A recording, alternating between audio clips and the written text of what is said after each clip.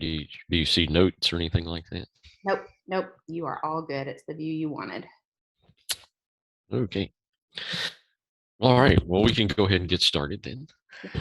Um, so today we're covering a couple chapters. We're doing support and lightning protection, as well as some plant health care, the plant health care chapter. So this first chapter is kind of broken into two parts. So depending on how quickly it goes, we might take a break in the middle of this particular presentation, but we might not. Depends on how fast it's going.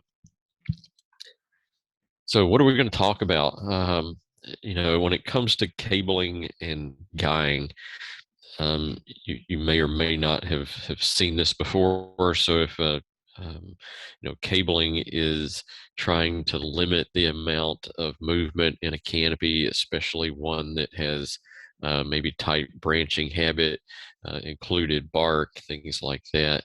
And so cabling helps to reduce the stress on that.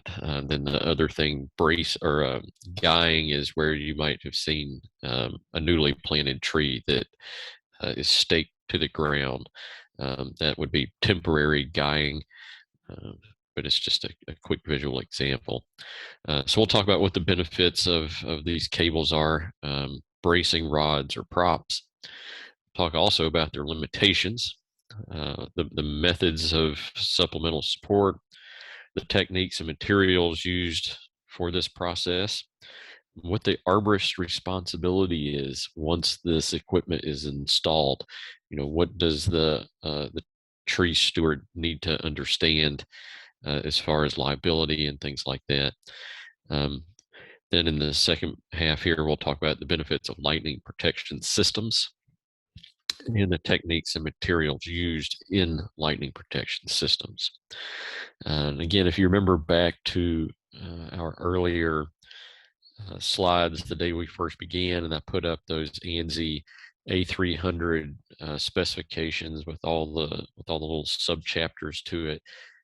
Cable guying and lightning protection is one of those handouts.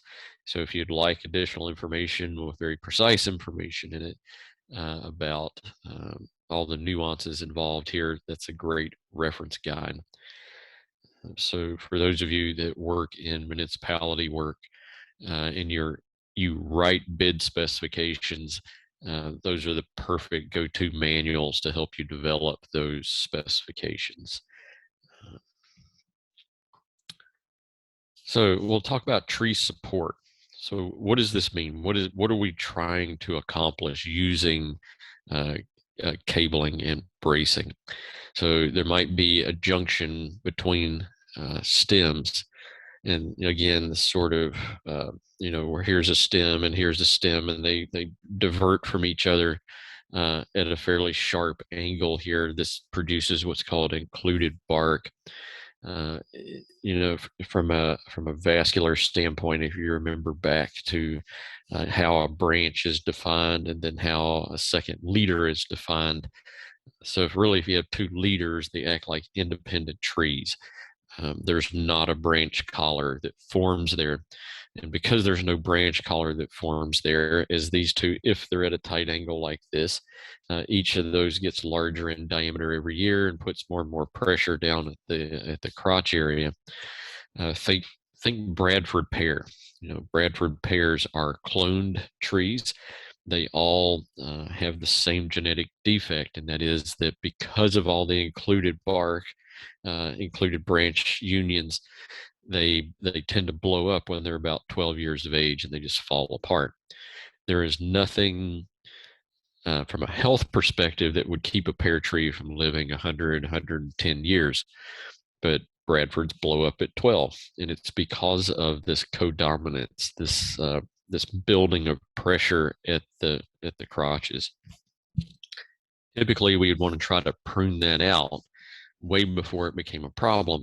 But we as arborists, or we have to look at trees when we get them. And sometimes we get them as older trees, and it might be to the point where that can't be pruned out, or we can't use subordination pruning, which we'll talk about next week in the pruning section. So, this is what we mean by codominance. Let me see if I can my laser pointer going here again. So, codominance again. This means that each of the leads grows equally. They are co-equal. Support may be needed for these defects and for the trees, especially if they are split or about to split. There's decay in a branch union.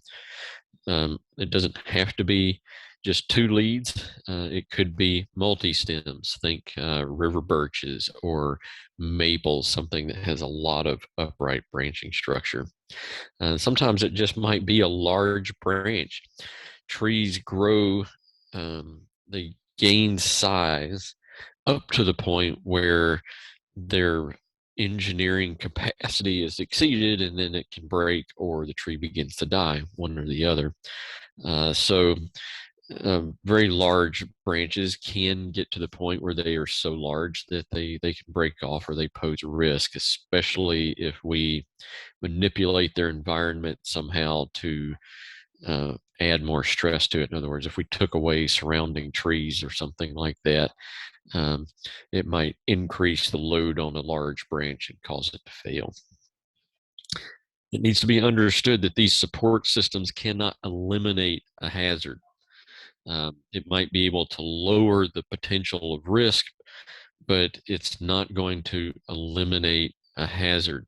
Hazard is a legal term. So just don't, if you don't understand what a hazard is, and we'll talk about that in one of the last, or actually the last segment is risk assessment. So that'll be in February. But, once you deem something a hazard, you can't make it not a hazard anymore, unless you can prune out whatever the defect is. You cannot change the status of a tree from hazard to high risk just by using cabling and bracing. There might be other things you could do to reduce it, but since we're installing hardware, we're actually adding some liability to the process. And we'll talk about that towards the end. You need to carefully assess the tree before considering installing these things. Is it so bad that no matter what you do, that cabling might even make it worse? And we'll talk about how that might happen. And it's important to follow the standards, the ISA's best management practice. And again, you can also find this in those ANSI A300 specifications. So cabling actually restricts the distance that branches can move in relation to each other. So again, if we have this this codominant tree, and normally the wind would blow without a cable, and these two might do this and this sort of thing. And what we want to keep from happening is this: we don't want it to actually split at the crotch. So by cabling, there's only a certain distance apart before it reaches a hard stop. Bracing rods are used to reduce the risk of two or more leaders separating further apart. So cabling is going to happen up here, and bracing is going to happen to keep this from occurring, or if it's already occurred, to keep it from getting worse. Then guying is the installation of a cable between the tree and some external point. So cabling and bracing happen within the tree. Guying is from the tree to some external point.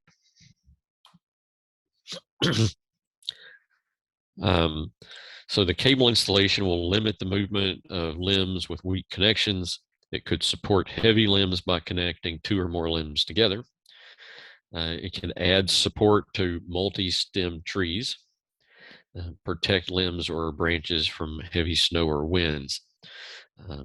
This is done in conjunction with pruning usually. Cables should not be installed in trees that aren't structurally sound. So this should be fairly intuitive, right? So if a tree is about to fall over from root decay, Well, that's a much bigger problem than whatever defect you would see up in the canopy. So, one, you don't want to put a climber in a tree that's about ready to fall over, because then you're uh, presenting a high risk to the climber. But also it's just unnecessary at this point. Trees with decay should be considered for removal rather than cabling. This actually depends on the age of the tree and the amount of decay present. If it's a relatively young tree and it has some decay, well, maybe cabling is okay, because it's going to put on enough secondary growth um, to sort of negate whatever decay is present. Before installing cables or braces in a tree, the tree should be properly pruned to remove hazardous limbs and to reduce the weight of the limbs to be cabled. So if you think about a very large, long branch, such as something like your arm, and it has lots of canopy out here at the end, the weight is going to pull that long, heavy branch downward. So if I were to install a cable here, and then after I install the cable, then I prune off the end of it, my branch is going to go up because it's lighter, and now my cable is slack and it's no longer tight. We'll go over that again, I'm sure. So, what types of hardware is actually used in the tree? Let's talk about these cable types. So, there is 7-strand common grade galvanized. This stuff is pretty easy to work. You can bend it by hand. But it's still very strong. But it is malleable, meaning that it's something you can bend. And then there's EHS. This is extra high strength. This stuff looks like common grade, and the only way to tell the difference is to grab a hold of it and try to bend it. This EHS does not bend very well at all. It can be bent, but it takes a significant amount of force. And because it doesn't bend, it requires different types of connections to allow the cable to actually remain straight without bending it. We'll see those connections in a minute. And then lastly, there's the aircraft cable. This is sort of a 19-strand galvanized wire. It's used a lot in the UK and in Australia and Germany, places like that. Um, it the size of this stuff is relatively small compared to what you would use 7-strand or EHS for. The attachments aren't very pretty, and I don't know, it's just not commonly used here. So commonly used cable size diameters in general are 3/16 to 3/8. So this is pretty large. I mean, it can be pretty large stuff. I mean, 3/8, that's almost a half an inch in diameter. So that's pretty good size cable. Each one of these cable diameters has an associated tensile strength and how much that how much load it can bear. So that part won't actually, you probably won't see that on the exam, but you will need to know sort of what the size ranges are there. Now, so we talked about the cable. So the cable itself has to attach to the tree. There has to be some mechanism there to attach it to the tree, and that's referred to as anchor hardware. This anchor hardware that passes through the limb and is fastened on the opposite side is preferred. Um, there are things like eye bolts, aim eyes, and some lag bolts are also commonly used here. Um, this stuff that we'll talk about that goes all the way through. So if I have to drill a hole all the way through the branch like that, where it goes through on both sides, if you can see my video, uh, that means that it's through hardware. So I would have to drill a hole that goes through the branch all the way to the other side. So this is what they mean by through hardware. It should be used when dead end lags are not appropriate. So we have an aim and eye. So this piece right here is called all thread. It's just a long threaded rod. There's nothing on it. It's just a long threaded rod. So the aim and eye you can put on the end and screws onto the end. You actually have some of these that looks like a piece of all thread. This is all thread. Uh, and it has a welded eye on the end. So this one is referred to as an eye bolt. And again, here's the threaded rod, also referred to as all thread. So when you're doing through hardware, um, the hole that you drill through has to be slightly larger in diameter than the hardware that you're putting in. So the holes that you drill should be 1/16 to 1/8 inch larger than the piece of all thread that you're putting in. Um, the eye bolt or threaded rod is installed with a round washer and nut on the end. A long time ago, they used to think that these sort of star-shaped washers were used, or these diamond-shaped washers. They thought the tree would encapsulate those better with the secondary growth, but over time they found out that did not provide um, long-term durability compared to something that's round. Um, so the washer can be seated against the bark. If the bark is very thick, it should be chiseled away. They do make some drill bits that can literally cut this bark very nicely. It might even skim the surface of the cambium, so that when you put that washer on there, over time, the secondary growth that occurs after the point you install the hardware. Because remember, we're damaging the tree. Whenever you drill, whenever you do anything to the cellular material in the tree, you're damaging that tree. You're killing some of the cells, and you're going to get that coated response. So that fourth wall of the coated model, that's the secondary growth that happens. And you're going to get a little more of that over time. And eventually it's going to cover up or encapsulate the hardware that you put in. So you want that to be done as smoothly as possible. And that's why you would do something like this. So we talked about through hardware. Now this is what we call dead end hardware. So dead end hardware does not go all the way through the tree. It might just go partially into the tree like that. So we're going to drill and we might go in a certain distance into the tree, but it does not go all the way through. So we're just going partially the way into the branch. This is you would use this sort of stuff on branches that are smaller than 10 inches in diameter, less than 10 inches in diameter. This is referred to as a lag hook or a J hook. Threaded J hooks, this is, you can see why it's called a J hook.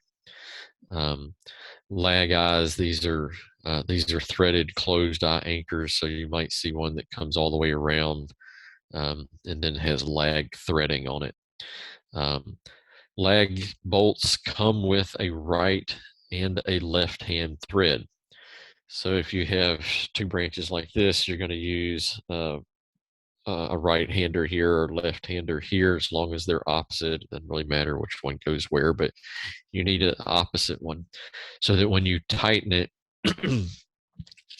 uh, they screw in the same, like this. They screw in the same direction because the cable itself is twisted.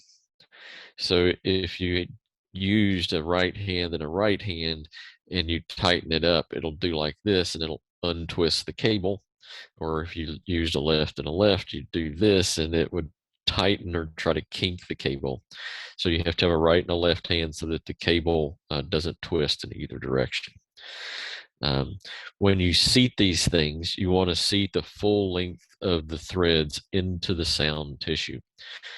You don't want to have this part where it comes into contact with the tree. So this has been screwed into the tree. You don't want this part of it to have enough space between the trunk and the end for the cable part to be able to slip out. So you want to get this, you want to screw it in close enough uh, without damaging the bark. Uh, that's about where you want to end. Now, remember that you still are going to drill a hole, but your lag is going to screw into the hole. So if you drill a hole that's larger, like we did for the through hardware, there's nothing there for the threads to catch, and it would just slip in and out of the hole. So that means you have to have, when you drill the hole, it has to be smaller than the lag in diameter. So the same amount larger for the through hardware is how much you want to be smaller than with the dead end hardware. So we have the 1/16 to 1/8 inch smaller than the lag is how big you're going to drill the hole. The lag should be screwed into the trees so that the J loop ends up vertical. So see how this, the J loop is vertical. It goes straight up and down. It's not horizontal. Avoid injuring the bark. Again, if you screw this, if he took this and screwed it in another round, it would begin scraping against the bark of the tree, and of course that would do damage. This works well on small trees or branches no larger than 8 to 10 inches in diameter. Remember, the spec was less than 10. Here we have some examples of washers, thimbles, and dead end grips. Here's a heavy duty washer. Metal is graded based on its how malleable it might be, how easy it is to bend. So grade 8 is where you start to see this anodized color. So that would be a heavy duty washer. And again, we want to use round washers. This is called a thimble. And you buy a thimble that matches whatever diameter your whatever diameter the cable is. So that your cable is actually going to go, or your cable is going to come in, and it's going to go around and come back like this. And what the thimble does is it helps to hold open a bend radius. So I have a little piece of cable here. It's not very big in diameter, but it might be hard to see. But you can see when I bend it, just naturally bend it, this would be the bend radius of the cable. Now, if I were to put that over a branch and pull on it, do you see how that bend radius changes?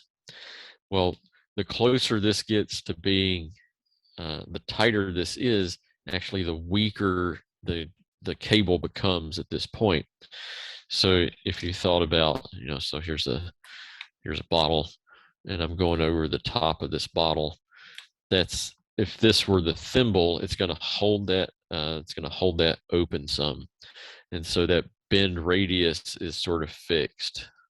It can't bend any more than that. So that's its optimum bend radius, and that's what the thimble is meant to do. That thimble is meant to hold or keep the cable from kinking when it gets under pressure. And we'll see how it gets incorporated. Well, here's a picture of one. So this is this particular cable. So if you see this piece, this tag end that comes out, this is that EHS I talked about, because you really can't bend the EHS around the thimble. It won't bend. So we use these, what's called a dead end grip. So this thing that looks like a spiral, and here's a little piece of it hanging off. This is a dead end grip.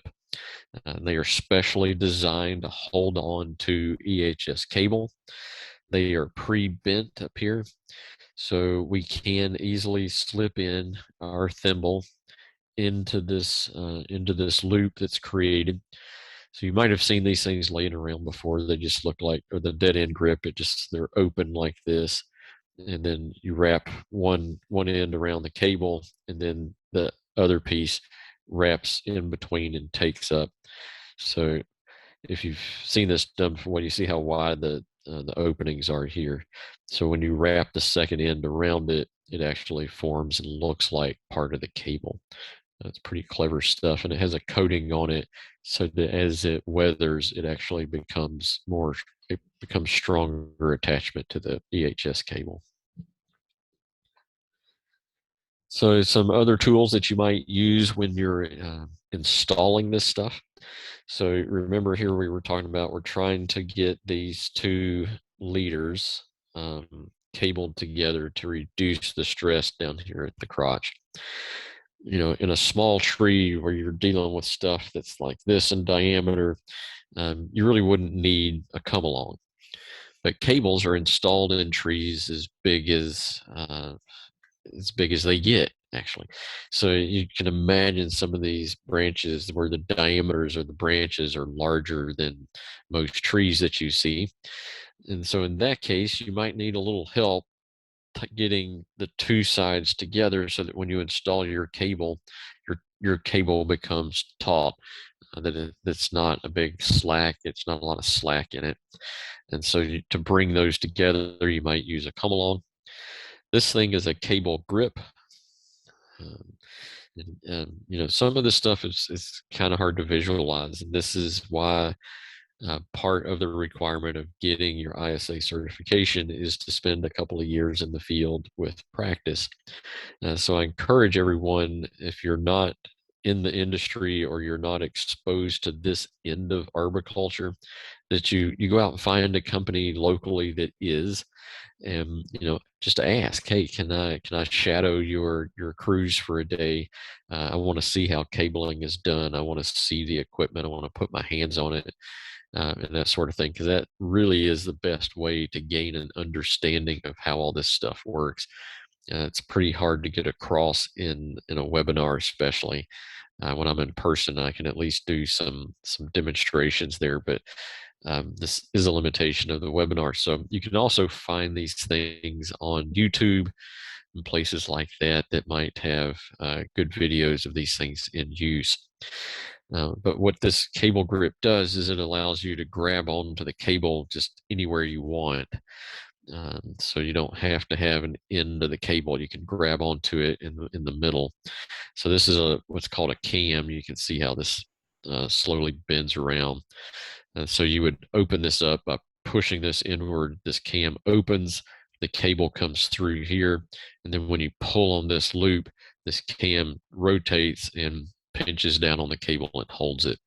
So you can attach this end of the come along to this loop and the other end of the come along to something that's solid, and crank the handle on the come along, and it would pull the cable and the cable grip along with it to tighten everything up. Rob, I've got a quick question, a very interesting question, actually. Okay. Marcus, he said that you mentioned cablings used in the trees that are as big as they get. So he's curious if you know if they're used in redwoods in California as well. Redwoods tend not to have codominance. So you do not see it very much in those.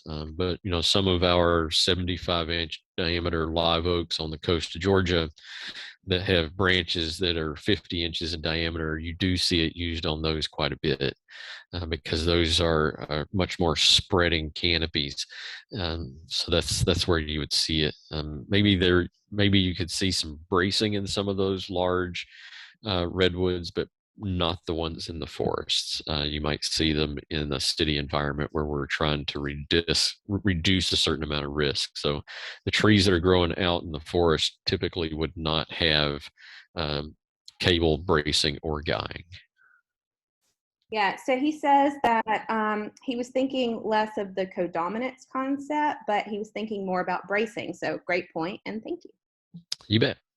All right, and then when we get to the bracing part, it might become a little more understandable. But so when we install these things, there are a few specialized tools out there. So this is a cable aid. Notice it's got a little pointy end to it, and then a little curve. And this is, let me see. So this is where you would use that tool. So you'd slip it in, and give you some leverage to help screw this in. this guy's using a pair of pliers or cable cutters or something like that. Which, if you've done this sort of thing, you find anything you can to gain the leverage, because this is when you're putting in 5 inches of this stuff into a tree, the resistance on the last inch or so becomes tremendous. So you definitely need some leverage there to help you out. When you drill those holes, we want to do absolutely as little damage as possible. So a regular drill bit like you would buy at the store, when you're screwing or when you're drilling it in, can do a considerable amount of damage, because they are not really designed for minimal damage to the tree. So back when we first started installing cables and stuff, it was big in the ships industry, when our ships were all wood. We had these big masts and sails and stuff like that, and it was a long time before we had even electricity. So we had to do things manually. So they created these things called a ship auger bit. So this is an example of an auger bit. Um, this is that you can see how the spiral in here is quite large, and it actually cuts its way through as it goes in. So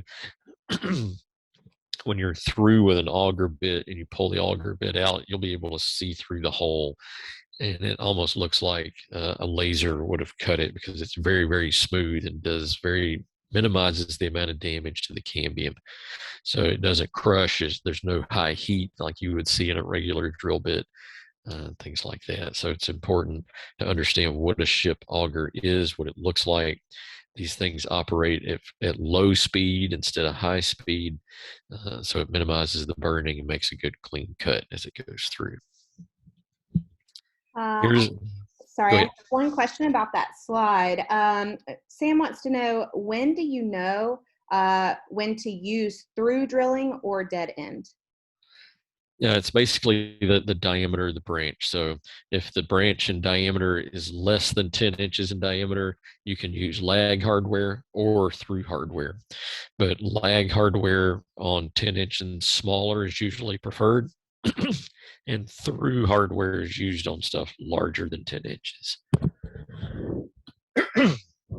Um, Excuse me. So when you're using that lag hardware, you're using the smaller drill bit because it has to have something to screw into. On the larger one, you're using the larger drill bit, so that the piece can actually, the hardware can actually slip through like this, so that as you put the hardware on the far side, it can pull it through and help to tighten the cable.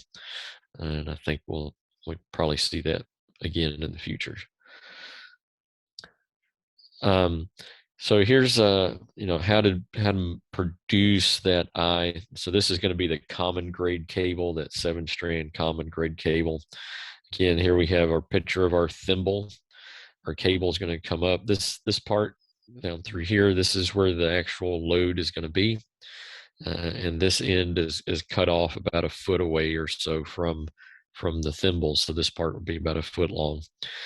So you're going to go around, and you'll typically have something that holds this together, something like channel locks, or a pair of pliers that are lockable, so that you'll hold this side of the cable as close as you can to this side of the cable after it goes around the thimble.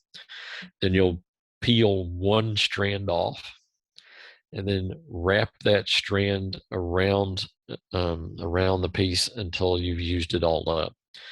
And then you'll peel the next one off and do the same thing, and then the next one. And then eventually, once you've done that to all 7 strands, it looks like this. It produces a very, very strong attachment point. I have seen these things fail, but I've never seen the attachment part fail when it's done properly like this. So this does produce a very, very strong attachment point. Um, Cable clamps, these are used with that aircraft cable. And basically what you're doing is you're taking you're taking that cable, it goes around through whatever hardware, then you're stretching it out like this, and you're putting these clamps on the cable to sort of pinch the two sides together. And that friction that's produced by screwing these down and pinching the cable in between there, that's what keeps it from sliding. They should not be used to form terminations on cables greater than 1/8 inch in diameter. So you're going to use these on fairly small, again, small aircraft cable.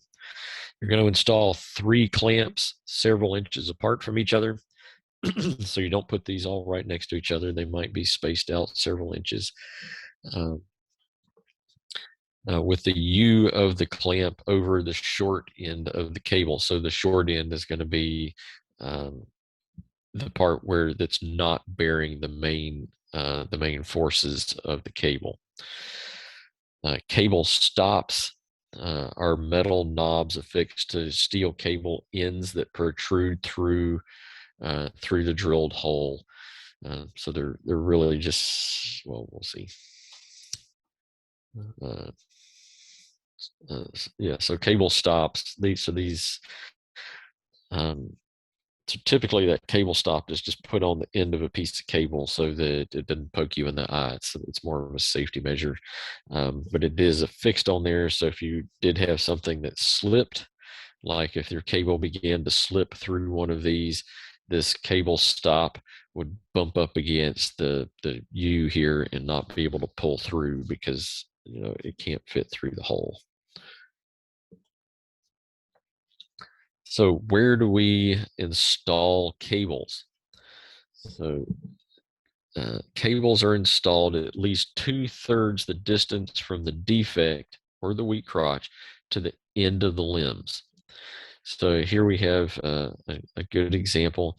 So we want to install 2/3 of the point from wherever the defect is. In this case, it's this wheat crotch out to the tips of the branches. So whatever this length is, we're going to go 2/3 of the way out and install our cable. The cable should be installed perpendicular to an imaginary line that bisects the union.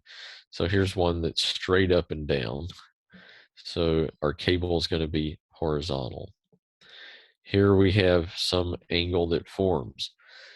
So we want our cable to go in at whatever angle is formed if we draw this imaginary line. So your cable needs to be perpendicular to that imaginary line. You'll have to drill the hole in the same, you want that cable to pull straight. So you don't want to have end hardware like this and then a cable that goes like this. So it all needs to pull in a straight line with each other. So you're going to drill your holes in this that same line. It's important to have the cables pull, just like I said, in that direct line. So we don't want our hardware to be like this and then the cable to pull at some angle like that. What that does is it begins to crush the wood tissue down here, opening up a hole on the top side as it gets squeezed, and does the opposite over here. You'll crush tissue up here and perhaps open up a little hole down here. So over time, this will do a lot of damage. So you want your stuff to go straight through.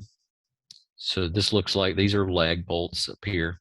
So these were lagged into the tree. So they used so they just screwed it in and then attached the cable to those. But that lag is straight in or perpendicular with, or it's straight in line with the actual cable. You want the cable just to be taut. You don't want it so tight that you go up and pluck it and you get a real high pitched note. No, if it's too tight, it might put excess stress on those fibers. Again, that's what we're trying to avoid here is stress on the fibers. But if you're actually pulling super hard in a straight line, you're also going to stress out the fibers here. So you want this just to be tight. So if your cable is like this, you don't want the ends to be so close together that you get this droop in the cable. So you don't want it to look like that. You want it to be tight like that, but just taut. So you pull it up until it's like this.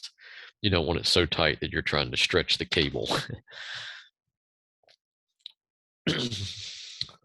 If the cable is installed while the tree is in foliage, it should be tight enough that it will not be slack afterwards.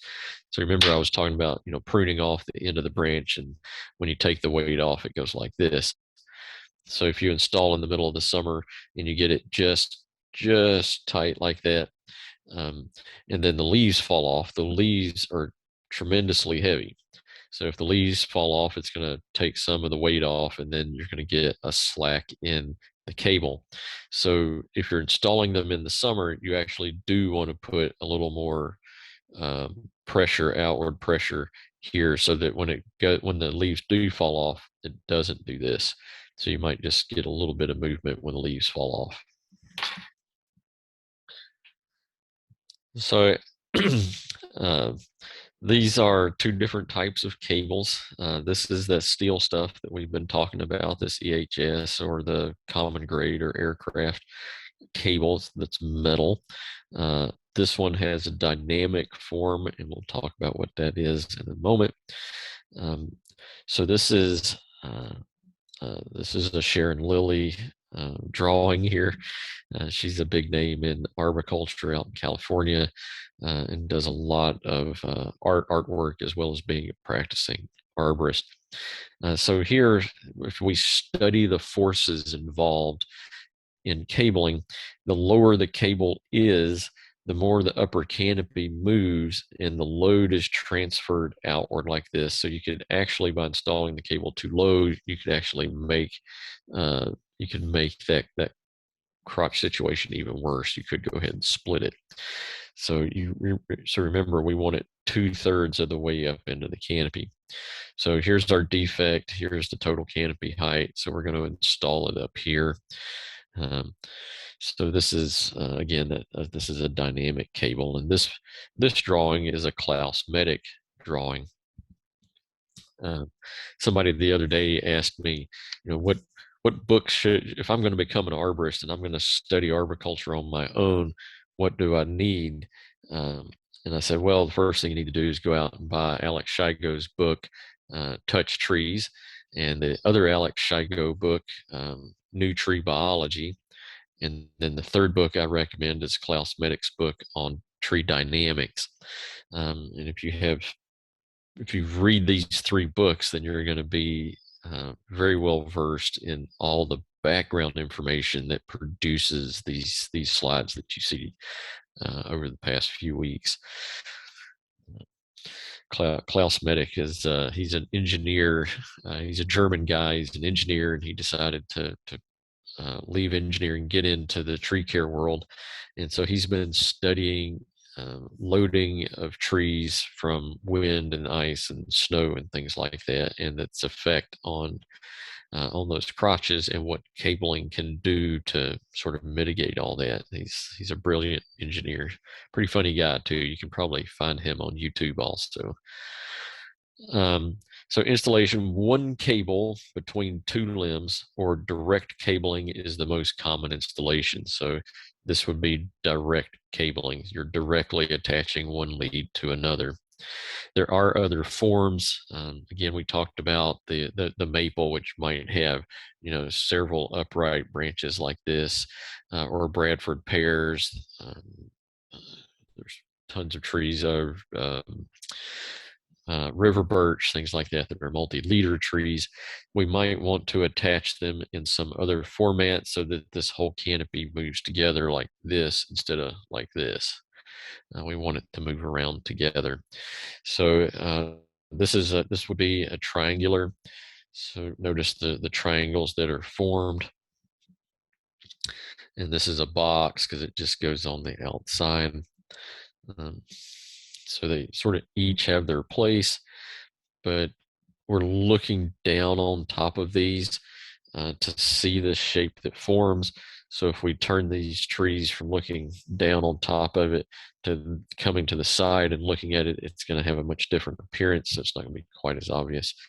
In this picture, we have a direct cable from one lead to the next. So this is what we would see. So if we went from that viewpoint of looking down on top of it to now looking at the side of it, we don't want these cables. So like, just for example, so this attachment where it attaches to the trunk, and this attachment where it attaches to the trunk, we don't want those at the same altitude. You can't have them parallel. I mean, you can't have them straight across from each other. And the reason is if we think back to our coded model, remember walls 1 and 2. So we've got this sort of up and down vascular tissue that when we screw into the tree, we're going to damage it. And so you're going to get that discolored reaction tissue there. So that discolored reaction tissue is it goes up a few inches and goes down a few inches, and it's dependent on how big that on how big the actual cable is, or how big the hole is that you drill. So the bigger, if you drilled a hole that's 3/8 inch or ½ inch hole, well, it could go up and down the tree 10 or 12 inches.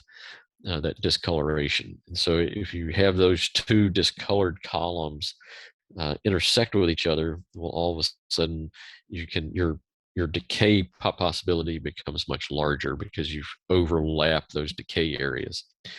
So what we want to do to avoid that is that the distance between hardware installation is going to be greater than whatever the diameter of the tree is. So if the diameter of the tree, just for example, right here is 10 inches, the distance between here and here, we want to be more than 10 inches. So say 11 inches. The thing to know is it just needs to be greater than the diameter of the tree in separation. You don't want cables to rub against each other up in the canopy. You can see where in some of these box or triangles, or even the direct, sometimes it's hard to avoid. But when you had the multiple cables running from the central leader out to these big branches out in these directions, sometimes these cables can cross one another. So you don't want them to cross so close. You want them to cross like this, not like this. So you don't want them to rub against each other. And you also don't want the cable, passing through passing like this over a branch, because it's going to act like a saw and cut into the cambium and damage that branch. Only one cable should be attached per eye. So you don't want one cable going off in in that direction, and the cable coming off in this direction off of the same piece of hardware. One cable, one hardware. Anchors should not be installed in decayed areas where the amount of sound wood is less than 30% of the branch diameter. So another class to take might be the risk assessment class. It's a qualification, and you actually have to have your arborist certification before you can take it. But TRAQ, which is Tree Risk Assessment Qualified, you will learn all about the math involved behind calculating this 30% sound wood business. So when you're dealing with trees, you're dealing with circles, and so as circles get larger in diameter, the area becomes larger exponentially. It's not a linear function. So, but to sort of boil it down, we take a look at whatever the diameter is, and then if there's a hollow part in the middle, what's the diameter of the hollow part, and as long as that hollow part in the middle represents less than 30% of the total volume of the remaining diameter, then it's considered strong enough to support a cable. If that internal hollow is too large and it represents more than 30%, the cable can actually, because if you think about what that cable does, it limits the movement of the tree. So if you're putting that piece of hardware in an area that already has a decay column in it, and you're limiting, so as the tree pulls apart and stops, it's gonna the force of all of that canopy above it is going to be focused on where that hardware goes in. So if there's too much decay there, the canopy is just going to snap and break off where you installed the hardware. So much of the holding power comes about from the development of the callus and the secondary growth of the trunk. So again, if you have that hardware, if you have that through hardware that comes through like this, and over here you have a bolt and a washer and that sort of thing, the growth as my forearm grew in diameter over time, eventually it's going to incorporate that end. It's going to grow over and around all of that hardware. And as it does that, it makes it considerably stronger. So at the time you install it, that's going to be the weakest point in the cable's history, unless there's internal decay present. Cables must be inspected annually. So this is one of those liability things. If you were a tree care person, or if you're a municipality writing a spec, you need to think about this long term. It's not just the day that you put it in. It needs to be inspected annually. So make provisions for that in your sales or in your request for proposal. If someone is not willing to let you come back every year and inspect the cable, and inspecting cables means climbing the tree to make sure everything is good, which is going to cost you money. And so it's going to cost the homeowner money every time you go back, or cost the municipality money every time you hire an arborist to come back and check it.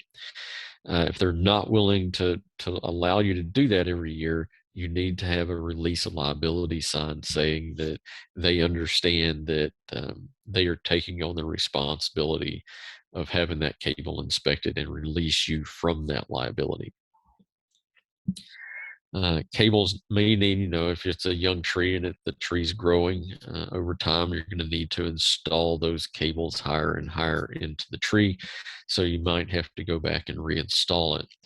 On the dynamic cable, dynamic cables can just be moved higher and higher. Well, I think there's a section on that. I think there's a slide, but if not, I'll come back and talk about it. So now we're going to switch over and talk about bracing real quick. Bracing, these are the steel rods that are installed into trees to reinforce weak or split crotches, or to strengthen a decay area. They are used in conjunction with cables. So you would not ever put in bracing without also having cables. The opposite is not true. You can install cables without installing bracing, but bracing is always done in conjunction with cabling. Again, when you put these rods in, here's an example of the rod that goes through the tree. You can have lag threaded rods or machine threaded rods. So lag threads means whenever you see that term lag, it means that it can be screwed in like a screw. It's not just going to slip through a hole. Machine threaded rods, however, do just slip through a hole. So the lag threads, remember, you're just going part way in like this, and so the hole that you drill has to be smaller than the lag threaded rod so that it can screw in. If it's machine threaded and it goes all the way through, then the hole that you drill needs to be larger than the machine threaded rod. I always like to think about the liabilities involved. If you do this long enough, your brain just always thinks liability, liability. So here we have a tree that is starting to split. You can see where that crotch is pulled apart. In the background, what do we see? We see maybe street lights. We see a telephone pole. We see cable television and telephone lines and things like that run. So this could be an intersection. Do you really want a tree that's high risk close to an intersection that you're trying to hold together with bracing? So this is a case where you need to consider what's the risk of the overall tree in this situation. And am what I'm doing going to help, or is it going to hurt, or am I going to increase my exposure to liability or decrease my exposure to liability. So lag threaded rods have fewer and deeper threads. They are installed as dead end hardware. Remember, again, you're drilling a smaller hole. So here's an example of where you might use that. If you have two that could split apart or already are splitting apart, you can literally screw these in and it does sort of pull them together, just like screwing two pieces of wood together. The advantage here is that the rod itself provides some of the support. This is as long as you're not introducing decay in here, because over time this could begin to decay and your lag thread's not going to do much in that situation. Machine threaded rods should be used in larger trees or trees that have softwood or decay. So again, if that same 30% decay, if it's greater than that 30% decay, you don't want to install these things. If it's an actively growing young tree, again, this is going to get stronger as the tree's secondary growth incorporates the hardware on the inside and the outside of this. A single rod should be installed above the crotch at a distance of about 1 to 2 times the branch diameter. So, it would come through here. You cut off any excess rod beyond the nuts. So out here, you're going to cut these off. And then you're going to peen the end of the rod. So remember that this is all thread. So it goes all the way through the tree. You're going to put in a washer, and then you're going to screw a nut onto the end of it. As you screw that nut onto the end of it and expose whatever's left out over here, that's the part you're going to cut off. And then you're going to take a hammer and you're going to beat the heck out of the end of this thing so that that nut can't be screwed off. That's what a peen means. You're going to peen the end of it. So yesterday I was driving around and I saw this tree, and this is a homeowner job right here. So you can you can see this tree is out in person's front yard, and there's a split in this tree. I don't know if you can see really well how exaggerated that split is, but it's pretty major. Here's a little close up of it, and that split comes all the way down and almost down to the ground. The homeowner said, "Hey, I bet that thing's going to fall apart. Maybe I should install something in it to hold it together." So this is a homeowner job. So notice that they have two sets of washers over here. One washer is actually square. So we don't want those, remember, we don't want that square washer against the trunk of the tree. They have these sort of really funky looking round nuts that they used, but they did not cut off the extra. They did not peen the end of it. And then notice the angles here. So we have an up angle, over, and then a slightly down angle. And notice he didn't, on this side also, there is no, they did not cut off the extra or peen the end of it. So the tree's secondary growth is really not going to fully incorporate this because it has to grow all the way out here in diameter to get there. And then they used a turnbuckle in here. So it's not even, if you're going to brace, remember you're using a straight rod that's drilled all the way through like this. And yes, it can be hard to do, but it is possible. I've installed, nearly 100 of these things in my career. Um, so there's all kinds of disastrous things here. He also tightened this up so much that these eyes were pulled into the holes that he drilled. So there's just all kinds of wrong here, but the guy did have a good thought. This is a situation where you could use this. The tree's far enough out that if it does split, it's not going to fall into the road in that direction, and it's not going to fall into his house in the other direction. So it's simply just going to split apart and lay down in this front yard. The chances that somebody would be there when that happened are fairly small. In a storm event, people are typically going to be inside. So this was a pretty okay use. It's just a very, very poor execution, but I thought that's pretty funny. So quickly, if you remember, I talked about that dynamic cable system.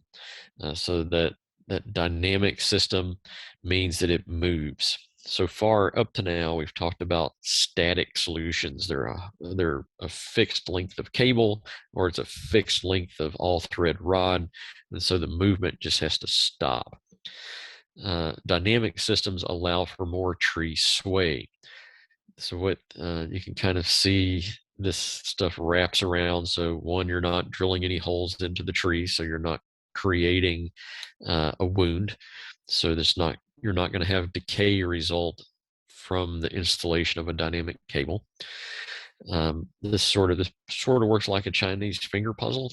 So it's a hollow webbing, and it sort of looks like seatbelt stuff, except it's tubular. And so as you scrunch it together, the hole gets bigger open, and then the more pressure you put on it, the more it pulls down. So the cable goes around the tree. You have this padding to help distribute the load, and the other side feeds through the inside of the tube and back out again. And that's going to hold it like a Chinese finger puzzle to keep it from moving. You do the same thing on the other end.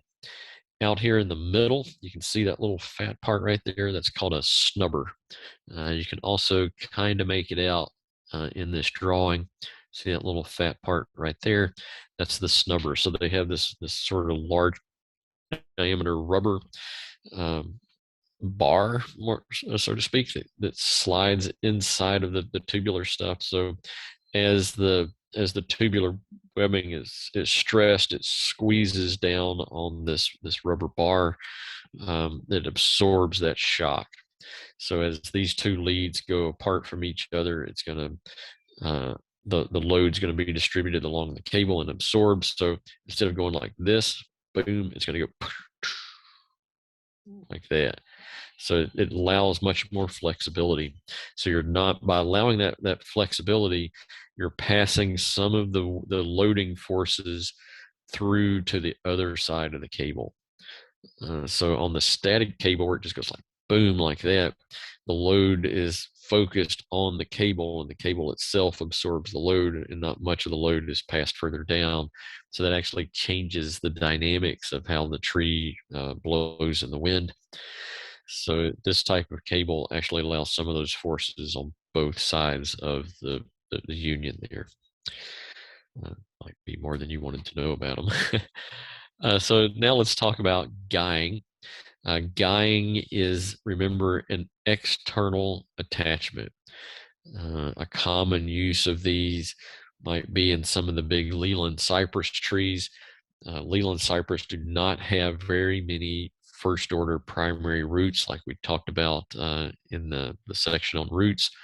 So their ability to distribute their weight onto the ground might only have three of those large diameter compression roots. If all three of those roots wind up on one side of the tree and none on the other side of the tree, well, that tree very easily falls over when it's loaded or when it gets very tall as it approaches maturity. So you might want to hold that tree back up, and you could do that with this guying technique. So guying is the installation of a cable or rope between the tree itself and some external support. This external support could be on the ground. It could be up in another tree. This could be a pole that's affixed and then something. So in a park situation where you have kids playing, you might not necessarily want a cable that comes all the way down to the ground, because as kids run through here, they could catch their head on it, literally clothesline them. Or your park maintenance people, as they're mowing around these things, they could also catch their equipment or their heads on these. So if you had a pole in the ground that stuck up here, the height of your tractor, then go over towards the tree, then that's going to be safer environment. But if you have a very steep slope and in a no access area, you can certainly attach using ground anchors. This does reduce the movement of the tree, so your tree is going to respond to this over time and develop wood fibers to sort of compensate for having this here, meaning that This should always be considered a permanent installation unless you're guying a newly installed tree, in which case you're going to remove those guys after the first year. Uh, so guy wire should be attached to the tree at a height at or above the midpoint or 2/3 of the height of the tree. So, here we have a 40-foot tree. So anywhere between 20 and 4 feet, 40 feet is where we want to make the attachment. But up here, 2/3 the height of the overall tree might be a better place for the cable. So again, this is going to change depending on how high or low the canopy begins.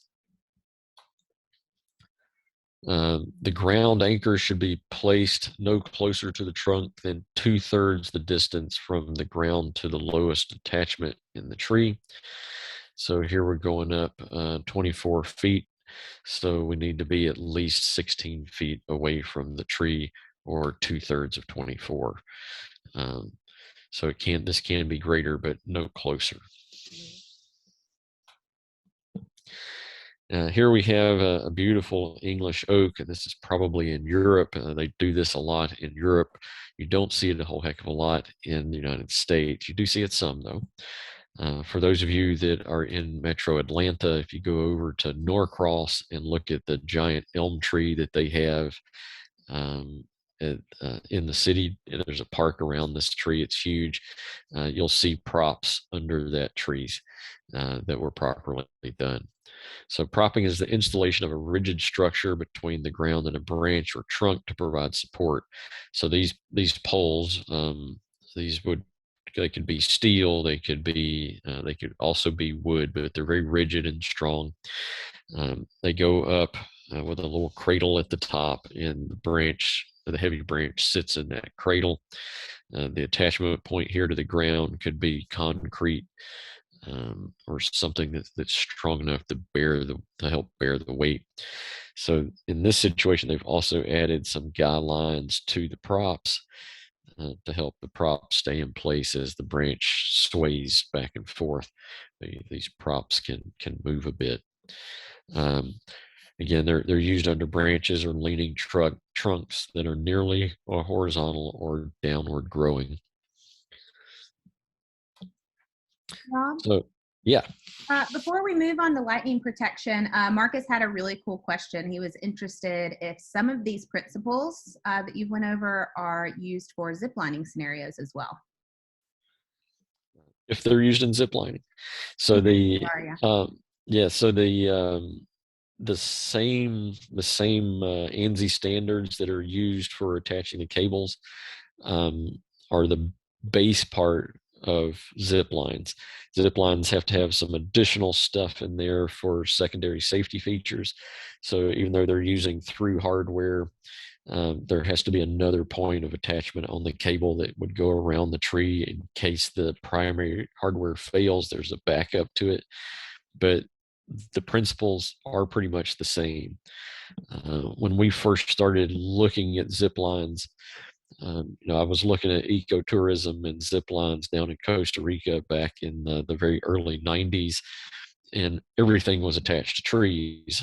And down in Costa Rica, it was pretty difficult because we really don't have we can't measure that secondary growth and the amount of decay in there. So that was really kind of sketchy now that I look back at it. But modern zip lines are getting away from trees because trees are just too unpredictable. But yes, the answer to your question, I guess, basically is that they do use the same ANSI standard for the main attachment to the trunk. Thank you so much. That was very interesting. Thanks, Rob. Yeah. So did you want to take a quick 5-minute break, or do you just want to burn through this and then take a longer break at the end of lightning protection? Yeah, it looks like, lightning protection, if we run through that quick, then we can take a 10-minute break instead of 5. Great. All right. So lightning protection is about preventing this sort of thing from happening. Lightning can either go from the ground up to the canopy or from the canopy down to the ground, go in either direction. You can see this tree has been lit up. This tree actually has a lightning protection system in it. And there are after pictures of this, and there's absolutely no damage to the tree at all. It's pretty cool stuff. So lightning may strike a tree, travel down the stem, then leave the tree, jumping to a more conductive tree or conductive structure, or to a person or to an animal in what's called a side flash. Lightning exits a tree through the roots and dissipates into the soil, sort of like a grounding rod. So in the absence of a protection system, it's just going to come down the trunk and into the ground, and then eventually it's going to be absorbed into the ground. Step voltage is a difference in electrical potential that occurs at the soil surface as the charge is dissipated. And I'll show you when we get to the part about the actual ground rods, I'll explain step voltage there. But this is a fairly important concept for the exam. Lightning protection systems are effective in reducing the risk of damage to trees and their surroundings in the case of a strike. You probably see these in very high value trees. You'll see them on golf courses or historic sites. So what tree is susceptible to being struck by lightning? I always love this list because by the end of the list, you figure out that it's almost every tree out there is susceptible to being struck by lightning. But in general, it's going to be the tallest tree out of a group of trees, a tree growing out in the open, or a small group of trees. Think of golf courses. A lot of lightning strikes happen on golf courses. Trees that border the woods or a line of trees, so something on the edge, especially if you're the taller tree on the edge of a group. Trees closer to water tend to be struck more often because there are more dissolved salts in a tree that's growing closer to the water because of the availability of the water. Trees on hilltops, again, this is going to contribute to being the tallest tree in the group. Trees in local areas or geographic regions with a history of numerous strikes. We used to say, well, lightning never strikes twice in the same place. Well, actually, that's not true. It quite often strikes in the exact same place over and over again. And it's due to a geographic or a geologic abnormality. There in Atlanta, Mount Perrin Road or Mount Perrin Ridge, that road that runs through, there is a basalt vein that runs through a granite base. And so you have two different geological or a geological abnormality there that forms an sort of an increased number of ions. So Mount Perrin Road gets struck with lightning going up and down that road all the time because of that geologic function. Also, trees with cables. So if you think back, we're putting metal into these trees. Metal is very, very conductive, so it's going to be attracted to an easier method to get to ground. And so a cable is going to offer that easier method. So what trees should have lightning protection systems installed? Again, it's going to be historic or landmark trees, large trees that are within 10 feet of a structure, trees where people seek refuge, like a golf course or a park, and large trees that stand alone. The cost to install a lightning protection system in a single tree could be about $1,200. If you're installing a $1,200 installation out in your front yard that's 20 or 30 feet away from your home, it's much rather going to hit that than hit your home. A lightning protection system for your home could be $50,000 to $60,000. So this could be a much cheaper solution if you have repetitive strikes to your home, would be to just install it on one of your tallest trees in the yard. So lightning is very, very intense. There's a lot of power associated with lightning. And there's so much that it can't travel through a copper line like your household electricity does. or your charge cables where the power is going through the cable itself. Um, so what they found out was is that we can more like guide lightning to the ground using this very loosely woven copper cable. So this stuff, the lightning actually travels like a halo around this cable. So the power doesn't actually go inside of it. It travels on the outside of it like a halo. So this is a copper conductor, and this will extend from the top of the tree down the main trunk or down the large leader uh, uh, into the ground, and then it's grounded using a 10-foot ground rod. All protective hardware should be approved by the National Fire Protection Association or the Lightning Protection Institute, LPI. So the things that attach these, so this copper is very, very conductive. The other things that are associated, so this is an air terminal up here. So in these little teeth, you're going to lay that copper line into these teeth, and then you're going to use a pair of pliers to close this around the copper.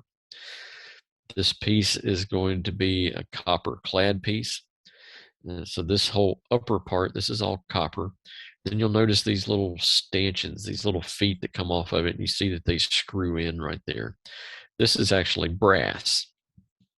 So we have a difference in potentials, or difference in resistance. Copper has very low resistance. Brass has a higher resistance. So, and then these are brass nails that are going to attach it to the tree. So the lightning's going to hit this, and it's going to come to this intersection, and it's going to say, hey, it's a lot easier to go down this woven copper than it is to go down this brass and attach to the tree. So the lightning is going to stay off of the trunk of the tree some, so that it doesn't hurt the tree. Air terminals should be located near the top of the tallest leader of all the major branches. It does not have to extend up beyond the top of the tree. So if this is your tree, it does not need to like stick up above the top of the tree. It can actually be inside of the canopy where it's safer to install.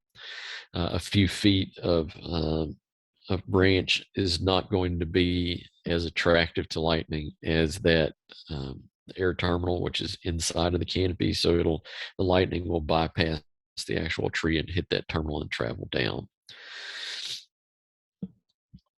The main conductor is a copper cable that is attached to the tree at regular intervals, about every 3 feet.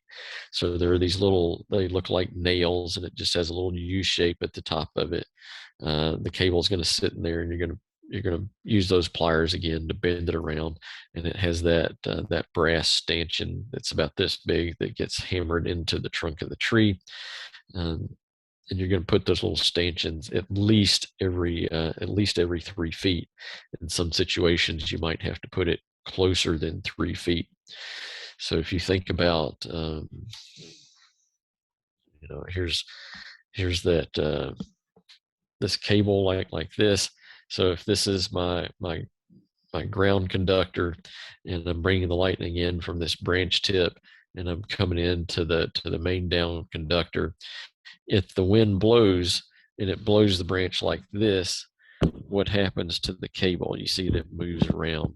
So wherever that cable goes over or around a flexible position in the tree, you're going to want to put those stanchions closer together so that as the tree bends, the cable doesn't come close enough to where the cable touches the tree. Because again, once the cable touches the tree, then lightning can injure the tree. So that's what they mean by the conductor should be allowed to sway. The ground terminal is installed to provide electrical contact with the ground. So this is where it's going to get dissipated. Ground terminals consist of a ground conductor, a ground rod, or a plate or associated connectors. 2 or more trees with protection that are close enough to each other, the system should be connected to one another. So here's where we'll talk a little about step voltage that I skimmed over earlier. So again, this would be a complete lightning protection system. We have a very long branch, so we have an air terminal here, an air terminal here. This is our main conductor. It's going to come down the side of the trunk, and notice we have our little stanchions about every 3 feet or so out here. It's going to come down the trunk, out the root flares, travel on top of the ground, or you can dig a little trench right through here. And then we'll have our ground rod. So the area around this ground rod, the dissipation cylinder is going to be about 10 feet in diameter. So meaning that the electrical forces are going to be discharged into the soil about 5 feet around this rod. And so this is why it's important to be greater than or equal to 10 feet away from the base of the tree. So if it's dissipating 5 feet back in here, then whatever those large compression roots that are in that, if they came all the way out into this zone, well, they're going to get fried. So you want to be well outside of the compression plate. But for the spec is 10 feet or greater. But the compression plate on a large tree, such as one of those 70-inch live oaks, could be 12 to 20 feet.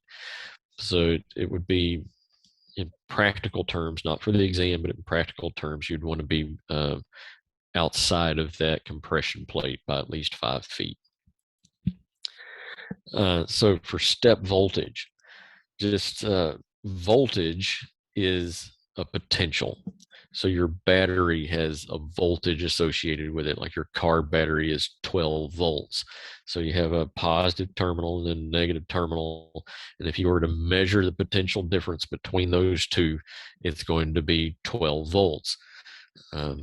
So what happens is there's some potential voltage here that's coming down and hitting this ground rod. Now with lightning, we're talking about a ridiculous amount of voltage, just a ridiculously huge amount. But when you have current, when current is passing through something, like if you were to take these two terminals back from your 12-volt battery and you take a piece of wire and you connect this one and you connect this one, what happens? There's no resistance in there, so you get in a short and you're likely to you get a huge spark. But if you put some resistance in there between the two, some circuitry, you're going to create resistance, and then you're going to be able to use the voltage associated with the battery because it's not directly shorted out. So the soil itself provides resistance, and it's absorbing the current into the soil. So it's dissipating or discharging all that energy here. So if you think about the distance away from the ground rod, if this is the ground rod, as you go in this direction, some of that energy is being dissipated into the soil until finally nothing is dissipated into the soil. It's all fully dissipated. There's no voltage difference. So, which means as you step away from it, the voltage is going to be, if you measured it, it would be different at each one of these locations. So there's going to be a potential, say if this were 100 volts and I go 1 foot away, the voltage will have dissipated down to a potential energy of, say, 50 volts. I go another few feet away and it might drop down to 20 volts, and then some further distance away it gets even lower.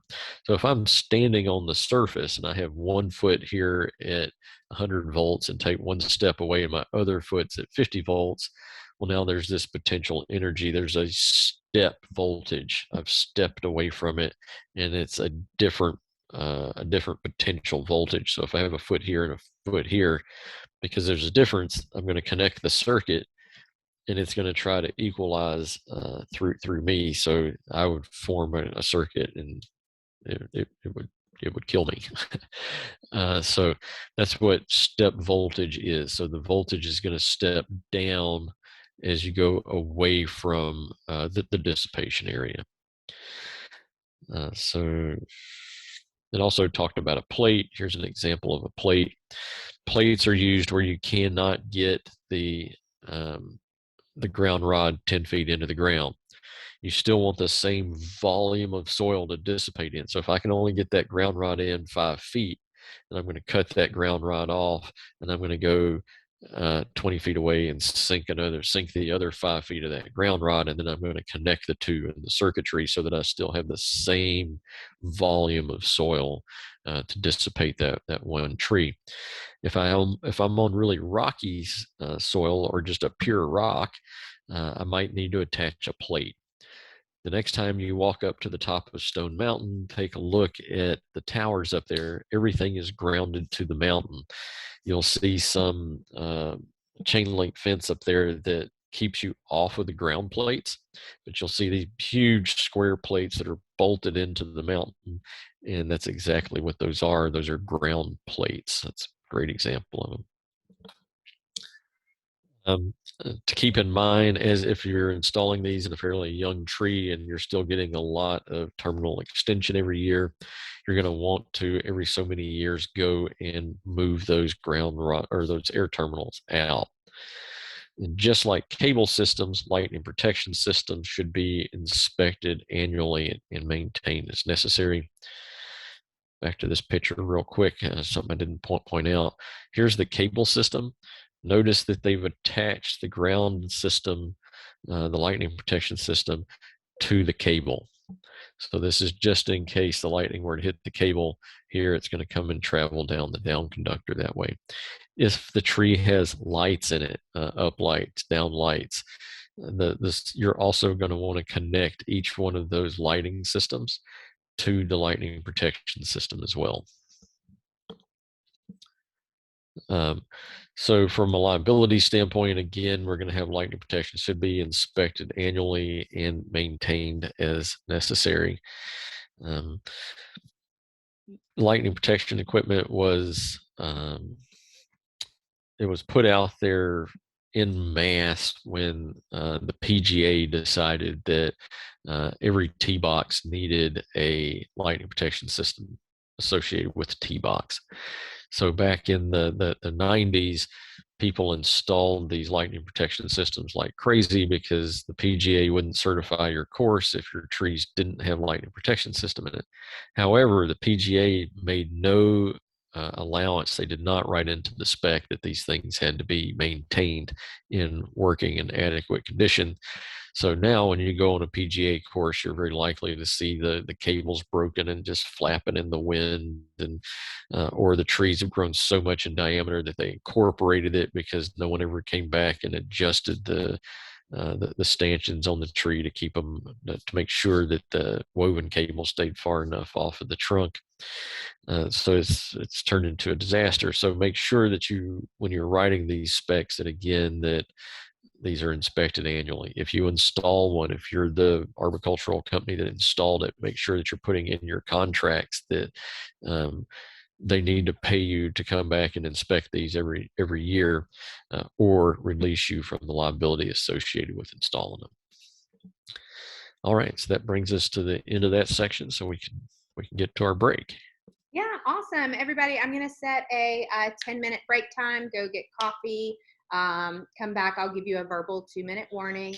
Rob, if you just want to mute and close off your camera, you just get set up. I'll skip the music this time until we okay. Make an Sounds easy good. transition. Okay? Okay, thanks. Everybody.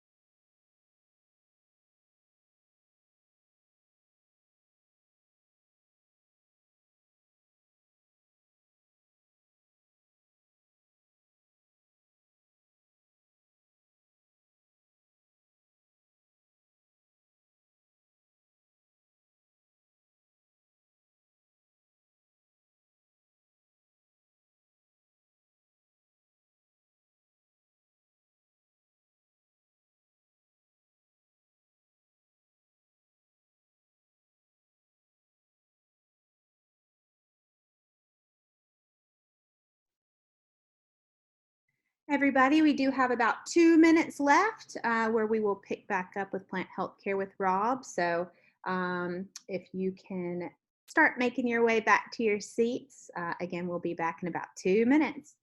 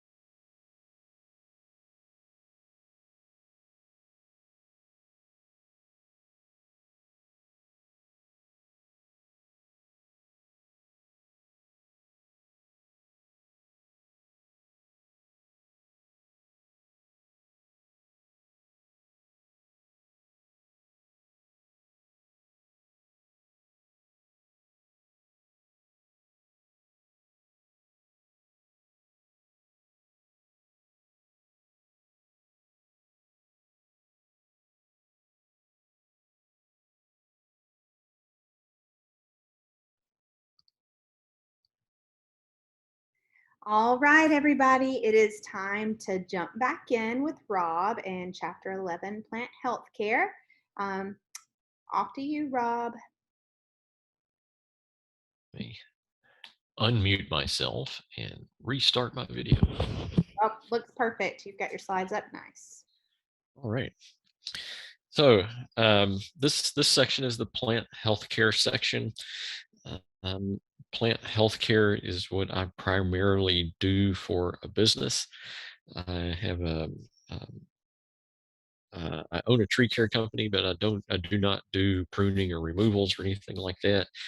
About half of what I do is administer plant healthcare programs on behalf of other companies. I also coach other companies into how to develop plant healthcare programs in-house. So sometimes with this section, I can take things for granted. So please ask questions if it doesn't make sense, if what I'm saying doesn't make sense. So we're gonna let me move some stuff here. Here we go. All right. So with plant healthcare, um, we refer to this often as just PHC. PHC, plant healthcare and integrated pest management. So from a historical standpoint, IPM, integrated pest management, is much older than plant healthcare. So in the beginnings, we used to talk about plant healthcare in terms of IPM, and now we think about them as two different distinct applications. Um, it's important to know what defines a healthy tree. Again, you should know how things when you're trying to address a plant health care need. We're going to talk about the appropriate response process. Uh, and we'll talk about the allocation of plant resources, monitoring programs, pest management options, and preventative strategies. Uh, the overall objective of a plant healthcare program is should be holistic and comprehensive. You're not just trying to solve one little issue. You're trying to solve something. Most problems come about because the wrong tree was planted in the wrong wrong environment. So if you start with your design and you're putting in the right tree for the right place, then you're going to have much fewer problems. And so from a holistic perspective, instead of using a pesticide, maybe we want to stop um, carrying off all the grass clippings, or we want to stop raking up all the leaves at the end of the season. That might be some sort of holistic. Comprehensive can include things like irrigation, drainage control, weed control, fertilization, pest management, all that sorts of things. Um, so we're also, and it can, part of the plant health care program includes pruning. So not all things are solved chemically. Some of them are done through pruning.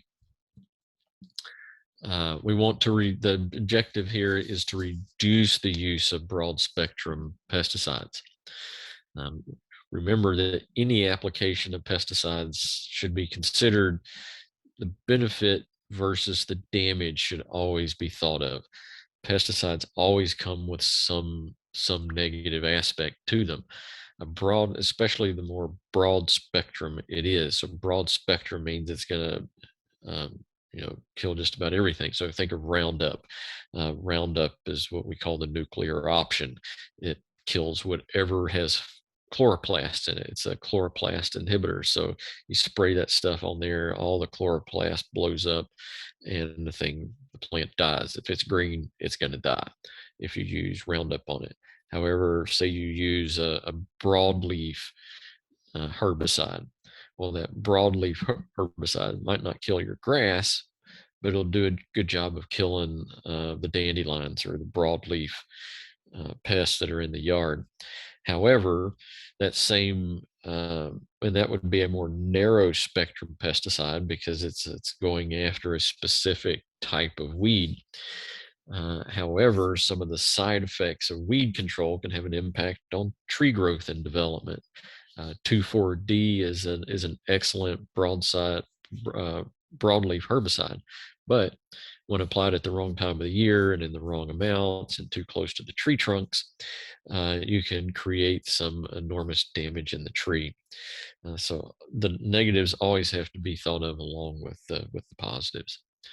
Manage the cultural practices of the landscape.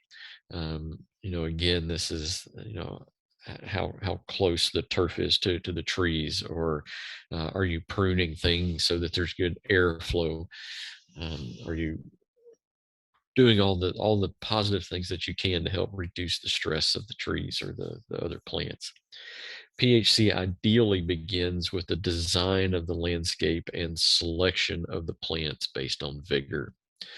So that vigor is that plant's inherent genetic capacity to resist stress. So if you're putting the right plant in the right spot, right environment, it'll have high vigor. So this would be like, your landscape architects. Are you planting trees that are native to your area in native soils for your street tree plantings? Or are you using backfill soil in your cutouts, which would not necessarily be native soils? So you'd have to dig all that out, bring in native soil, plant a native tree, and you're going to have a much higher chance of success than if you put a palm tree here in Central Texas. Palm trees will grow here for a few years, but eventually the cold will kill them. Just like they would in Atlanta if it gets cold enough. So, that's an example, the wrong tree in the wrong spot. What makes a healthy plant? A plant is considered healthy when it's free of disorders and pests and has sufficient ability to resist stressors all on its own. Trees have to endure things all the time. They're designed with backup mechanisms, so that's inherent to a good healthy plant. They're just going to have, every once in a while you're going to have some caterpillars that munch away at your leaves. You need to have that ability to put on a new set of leaves if they eat them off early in the season. And if it can do that, that's reasonable. Vitality is an individual plant, a plant's ability to deal effectively with stress and thrive in its given environment. So if we choose a tree with vigor and keep it healthy, it will have vitality. A plant's vigor, a species level, like a white oak's going to do well in Atlanta. So white oak would have high vigor in Atlanta.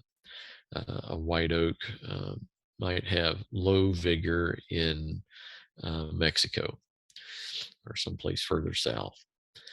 Um, So this is at the species level, and this is at the individual plant level. So if you have a tree of high vigor, then it has a potential to also have high vitality. So resource allocation. So keep in mind, this is not just about color and growth rate. Photosynthesis is constantly manufacturing sugars that the plant must manage, as well as all of those other chemicals that we talked about in the biology section. And trees grow in response to the stressors that they're under, stress being things like gravity, sunlight availability, soil resources, and all that sort of stuff. And so the four primary functions of resource allocation by trees, we think about the maintenance of a tree. This is just, remember we talked about the source and sink, the source being the leaves, the sink being everything that does not generate photosynthate. So all of that goes into maintenance. Reproduction is extremely expensive for a tree, very expensive. So any of you that have ever had a house that was under, say, a red oak, that red oak's going to produce acorns, and those acorns are going to fall off, and you hear them all winter long falling on your rooftop. If you had a deck out back, you might be able to collect literally thousands and thousands of acorns. I had a 12 by 15 foot concrete deck behind my house in Atlanta, and every year I could fill up a 55-gallon drum of acorns. So think about how many calories are in, say, just a walnut. If you take a fistful of walnuts and you eat them, that could be 400 calories just in that fistful. Think about 55 gallons of acorns. That is a tremendous amount of calories that are stored in that acorn to go and make a new oak tree. And the parent tree is liberating itself in of all those calories. It's packing all those calories, all that energy into that nut, and then dropping the nut, and boom, it's gone. And that's in addition to producing flowers and producing pollen. So pollen, flowers, and the resulting fruit are all things that do not give back to the tree, and in fact exude it from the tree. It's gone.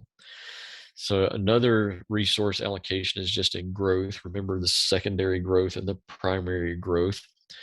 It takes active energy to store photosynthate. Remember, we're going to store in multiple growth increments. We're going to store starches away.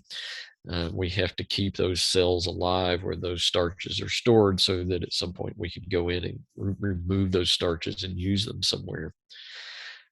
Also, a resource goes into defense.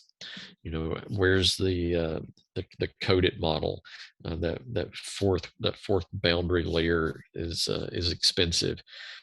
Defense can also mean regrowing leaves, or it could mean growing thorns or really thick bark.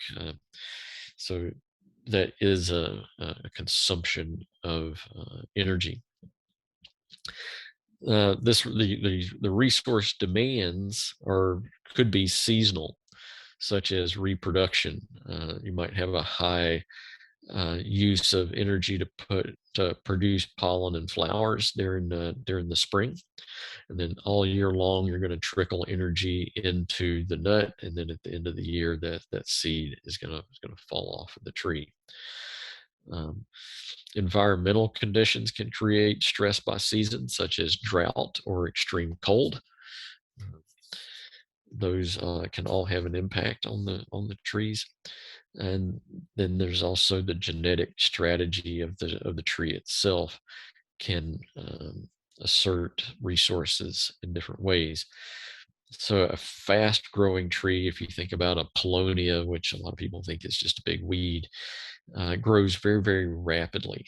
Tulip poplars grow very rapidly. Sweet gums grow very rapidly, but they also are not very good compartmentalizers.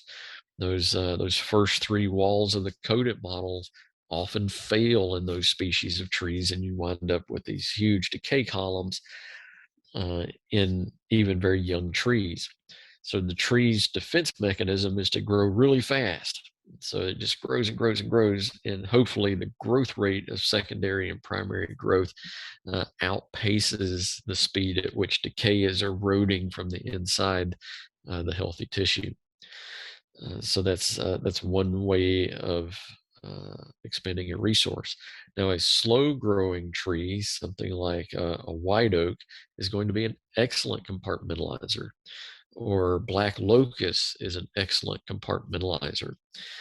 So these are what we refer to as a strong compartmentalizer. So they might produce more chemicals that are much more successful in walls 1, 2, and 3 of the coated model. So it's using its energy to produce chemicals, whereas the fast grower is using its energy to produce new woody tissue. So it's a different type of resource allocation. Mild stresses can redirect resource allocation to increase drought or pest resistance. I'm sure you've all heard by now that mycorrhizae can have these cross species connections because that white stringy mycelial growth it just grows from mycorrhizal organism to mycorrhizal organism regardless of tree species. And so what can happen is a tree on the edge of the forest that's getting munched on by a caterpillar, that tree can, once it starts to be munched on by the caterpillar, can produce a tannin or an acid that makes the leaf less palatable to the caterpillar, and the caterpillar doesn't really want to chew on it. But the initial tree perhaps is it's a little too late for that one. By the time it produces enough to retard the caterpillars are just about done with it. However, it can send a signal through those mycorrhizal connections to the rest of the forest that's attached to that tree and say, hey, I'm being eaten by caterpillars. You guys might want to go ahead and start increasing your tannin production to make yourself less tasty to these caterpillars. And so this is, that would be a mild stressor, especially if you're pre-warned that you have a caterpillar that's coming, and you can make a little extra tannin for the leaves to make yourself less tasty. And so you'll very easily survive. Trees can also communicate drought stress in that same way. It's kind of interesting. So some plant defense mechanisms that are out there. You have physical deterrents, things like thorns, spikes. Leaves can be very hairy. They can have very thick cuticles. They can produce a lot of cellulose or a lot of lignin, things that are difficult to digest. Cellulose and lignin are cellular defense mechanisms. So the actual cell walls and the structure of the cell and what the cell can do structurally are produced from cellulose and lignin. Trees can also produce alleochemicals. Remember, we talked earlier about allelopathic chemicals. These are the tannins. So those tannins, again, can get in that tannic acid in the leaf and make it not taste so good. Phenols can actually work as a pesticide within the tree. So at branch protection zones, if you remember some of the biology back then, we talked about that zone having some special chemical attributes. Those would be high concentrations of phenols. So phenols have a very high concentration in those branch unions, and becomes less concentrated as you radiate away from the branch union. Chemical deterrents can, like these tannins can keep things from chewing on you, and phenols can keep the pathogens at bay. Trees and plants can produce a lot of very heavy duty insecticides. So maybe not just the mild distaste of a tannin, but perhaps something as strong as nicotine. Most of our insecticides in today's market are what we refer to as neonicotinoids, meaning that they are a derivative of nicotine. Yes, the same stuff you're smoking can kill you. You know that it can kill you. It does a very good job of killing insects as well. So they can take these distillates from the nicotine process and turn them into very useful pesticides. We have gotten into pyrethrins. This is a little safer product to use than nicotine or rotinones. So pyrethrins are created in um, things like marigolds, so like the marigold extracts that they can use for pesticides. Um, so pyrethrins, another naturally occurring insecticide. Um, Alleochemicals are produced in trees because insects are very host specific. So, say the tobacco plant at one time was getting munched away, and so it started producing nicotine in higher concentrations, and eventually that would resist insect destruction. But at the expense of not having enough phenols, so the plants are often killed by fungal problems.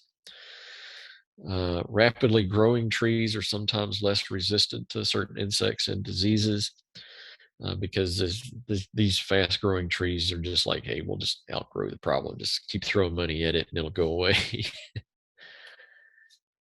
Uh, so there are some changes that the trees can have to compensate uh, for biological or environmental um, stressors out there. So if you have limited H2O, well, when would you have limited H2O? In a drought. Or if you plant a tree that shouldn't be there, you might have to irrigate it. Maybe you turn your irrigation off. So this becomes a stressor. Well, the tree is going to start responding to that stressor at some point when the water gradient um, becomes more and more difficult to extract water from the soil. The tree is going to start responding to that. It might close down the stomata on the leaves. Um, Cells will change turgor pressure. You might see the leaf beginning to wilt as it loses moisture. You might have the root system might start getting more active because the roots are where it needs to focus its energy to grow more roots in hopes of finding moisture out there somewhere in the environment. Remember, roots are opportunistic. They grow where there's air and water.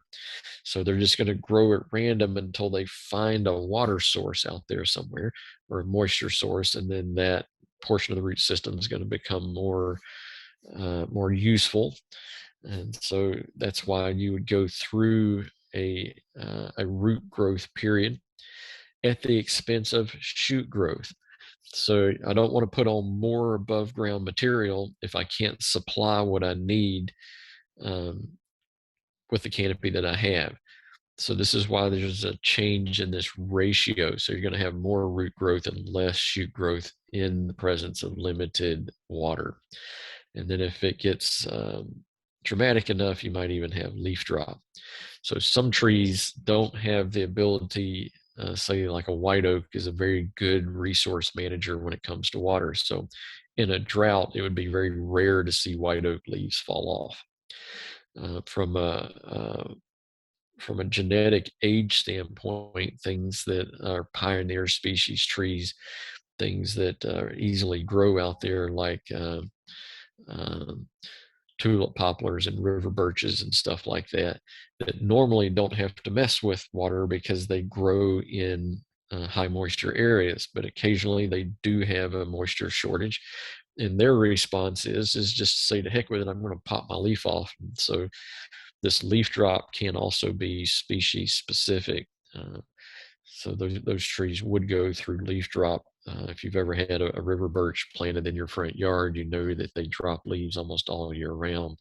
And that's as a response to limited water or too much. Too much water has the same effect as too little water. Limited light levels. If you don't have enough light, the plant needs to get taller so that hopefully it can break out into the sunlight and find it. So the canopy is also opportunistic. It's going to grow everywhere it can in order to find more sunlight. Above ground, we have those photoreceptors in the plant, so the tree actually can recognize where there's an intensity of light, and it's going to grow in that direction.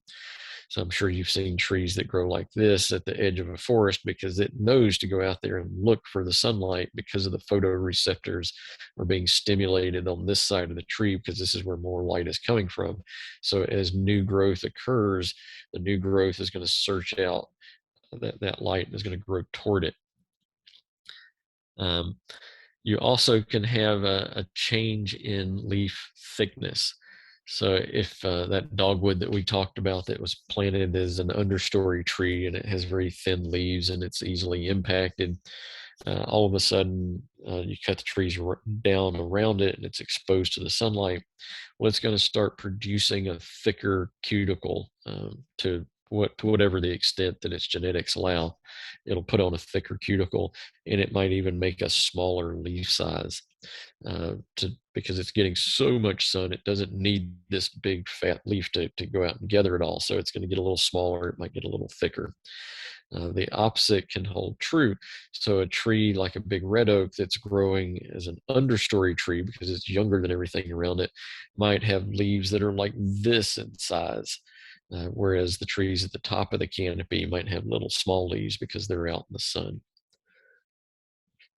If there's a long-term nitrogen deficiency in the soil, you can have a decrease in shoot growth. So remember that when we talked about the nodes and the internodal distance, these are all things that can impact the internodal distance, how much a tree grows year to year. So you're going to have a decrease in shoot growth in the absence of sufficient nitrogen. On the other hand, if you have lots of available nitrogen, you might see a lot of shoot growth. Also, with a nitrogen deficiency, you're going to have an increased root growth. Again, when the root system needs to become larger to gather more resources, it's going to be stimulated to do so. So if there's not enough nitrogen in the soil volume that it currently occupies, it's going to increase root development to try to seek out a greater amount of nitrogen. A deficiency can also cause a smaller, thicker leaf. So if you know that, if you have all these oak trees that have a leaf like this and they're all planted in a row, and then you have one that's got these really small leaves, then that might be an indicator that there's something wrong with the soils right in that area of that one tree. Now you can have a lot of these stressors. These are not all the stressors, but these are some of the big ones. So water, light, and nitrogen. If you have a compound, if you have multiple problems here, you can instigate a state of decline. So if you don't have enough water, the roots can't find enough, it's expending a lot of energy trying to find more water, or it's putting a lot of energy into shoot growth and it's not getting any results from all of that. Well, it's using up more energy than it's getting in return. And so at some point, the tree is going to enter a state of decline. So it's not just a temporary setback. This is something that's become chronic. A chronic limitation in water will lead to this, or a combination of not enough water. And because there's not enough water, we can't get enough dissolved nitrogen. And so here we have multiple stressors that can initiate a state of decline. If it gets there is a point out there to where this mortality begins to get worse and worse. So it's like, wow, I still can't find enough nitrogen. I'm going to add some more energy to root growth. And so, or I still can't find enough water. I'm going to add some more root growth. I can't get enough sunlight. I'm going to add to my canopy development. So it just starts spending energy, and eventually it's going to run out of all those stored reserves. That whole process is referred to as the mortality spiral. Once it's out of energy and you see the canopy actually starting to die back to make a smaller and smaller tree, your options for reversing the effect at this point are pretty limited. So the mortality spiral, basically, once you get into the mortality spiral phase, uh, it's likely the tree will die. So plant health care has a lot to do with monitoring. We're going to observe the environment and what's happening in the environment. We're going to identify our types of plants. We're going to be systematic about our observations, both by the time of the year and how we perform our observations. We're going to record a lot of this stuff, and we'll analyze things that aren't right. We'll take into account irrigation and the surrounding landscape, things like that. And we monitor because our client has some expectation out there, and we need to meet that client expectation and be able to adjust this action threshold. At what point is something going bad enough that we need to take action? So by monitoring, we're always looking for early detection. When it comes to trees, a common monitoring frequency is once a year. We do have some cases like at arboretums and things like that where monitoring might be constant or ongoing, or we might have a monthly monitoring program or even a weekly monitoring program if the environment is small enough. But when we are monitoring, we want to take into account the key plants and the key stressors. You know, what plants do we know are commonly associated with repetitive stressors? A good example would be Formosa type azaleas. These are almost always going to have some lace bug damage on it. So we'll when we go to that property for monitoring, we're going to monitor those plants that have the lowest genetic capacity to resist stressors. So like azaleas. Um, it could also be a plant of particular interest to a client. Um, I have several clients who have planted trees in memory of somebody. And so it's important for them to keep that tree alive. Nothing like a little pressure. Um, so we'll go and we'll monitor those key plants to make sure there's nothing funky going on. And through this, we'll also develop the appropriate response process. So we're going to gather our information. We're going to assess the severity of the problems. What does this imply? What is the problem going to cause? And then we need to refine or hone in on that client expectation and then decide on a course of action. We always try to encourage people to avoid a short-term treatment at the expense of a long-term solution. And each situation is going to be different.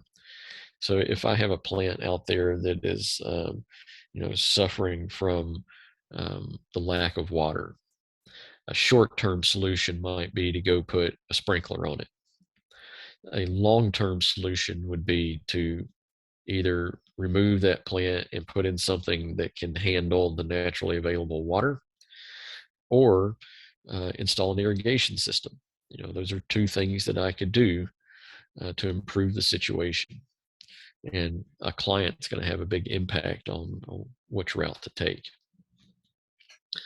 So here's, we have signs and symptoms, and we might detect enough to initiate an event out there. You can really pick up anywhere in this circle to start the appropriate response process. Like we said, it's important to understand our client. What are their perceptions? What are their expectations? And we need to build confidence in the practitioner himself or herself. Does the client expect there not to be a pest at all on their property? Or are they willing to tolerate a certain amount of pests on their property in order to maintain good pest versus good insect, or bad pest versus good insect ratios? Um, what are they comfortable with? And we build confidence in the practitioner over time and through good communication. If our guy out there in the field's identifying that, hey, I think we're approaching the action response threshold, that's time to communicate with the client and say, hey, in our last visit, this is what we found. I just want to make sure that you're still on board with accepting some degree of plant damage at the expense of not using pesticides, things like that. So we're also going to take into account the overall plant's vitality. How well is it doing? Is it the right plant for the right place? Does it have the ability to be vigorous? What is it susceptible to? Again, like the lace bugs. And don't forget, people often forget that plant health care includes things like pruning. It's not just about the application of pesticides or water. So structural integrity. Does the plant need pruning? Does it need cabling? Does it need bracing? Does it need to be pruned a little bit so that enough light penetrates to get to another plant that needs to maintain a certain amount of light? Take into account all those stressors that we've been talking about: the water, the nitrogen, the sunlight. What's the potential from damage if these stressors get out of control? Is it going to affect the appearance, the structure, the vitality? Um, and so again, we're going to have, is intervention necessary? And this is done through the client expectation. We're going to go back and talk with our client. Do we need to do something? We're going to evaluate these signs, symptoms, and events, and at some point, perhaps intervention is necessary. And then you're going to go into the application of a pesticide mode. Then you're going to come back and check: did I knock those signs and symptoms away? Is the client happy? Do I need to do something else? Client education is essential. A lot of things that we do in plant healthcare aren't visible in the long run, especially if we're trying to manage good health. If you're doing a good job, things don't get worse and things don't get uh, obscenely better. And by obscenely better, I mean you don't over fertilize the tree and turn the tree into neon green, and it's the only neon green tree on the block. That would be overdoing it. So if you're doing your job correctly, um, if everything is in good health, you're keeping it in good health. And so you need this constant annual feedback or more with the client. Tell them what the expectations are from whatever it is you're going to do. If you're applying a pesticide, you're going to let them know, okay, we're not going to get 100% success, but we're going to get close. Or this particular product is only successful about 60% of the time, so there's still a 40% chance that this plant's going to die from whatever this disorder is. So it's important that they understand what you're doing, how well it's going to work, and how frequently it needs to be repeated. Also, take into account, is this just an aesthetic problem, or is it truly a health problem? A lot of leaf spot problems on deciduous trees aren't a huge deal. You might get a few leaf spots, but it doesn't really, it's just, maybe it just affects the bottom of the canopy and not the top of the canopy. And the client's like, well, what is all this leaf spot? It's killing my tree. But in fact, it's probably not. But if you take a look at a red tip, leaf spot on a red tip is something that is a serious health problem. So not only does it look bad, but it'll kill the red tip, the photinia, over a few years. So understand what the plant is, how it should be, what its common diseases are, and how those diseases impact the overall health. We want to minimize the use of broadside insecticide applications. So things like Roundup, we want to minimize that sort of use, or broad use insecticide like just an outright neonicotinoid, which will basically kill any insect that munches on it. Some of the pyrethrins out there can not only kill insects, but kill mites. So that's even a broader spectrum insecticide. Um, so one of the downsides to the use of broad spectrum can be things of loss of beneficial insects. So you're going to kill that praying mantis along with, the caterpillar or the lace bug, things like that. If you use a broad spectrum, you're going to kill the good guys as well as the bad guys. You're going to knock them all back down. And in general, the bad guys repopulate much faster than the good guys do. So that's the main risk that you take there, is that they don't come back at the same rate. You can also have a pest resurgence, such as you can get one that becomes resistant over time to your pesticide. So when I use the word pesticide, it's all encompassing. So a pesticide includes things like miticides, insecticides, herbicides, rodenticides. Um, all of those fall under the category of pesticide. So a pest doesn't have to be an animal. That's a common misconception. Pesticide is the broadest term that you can use.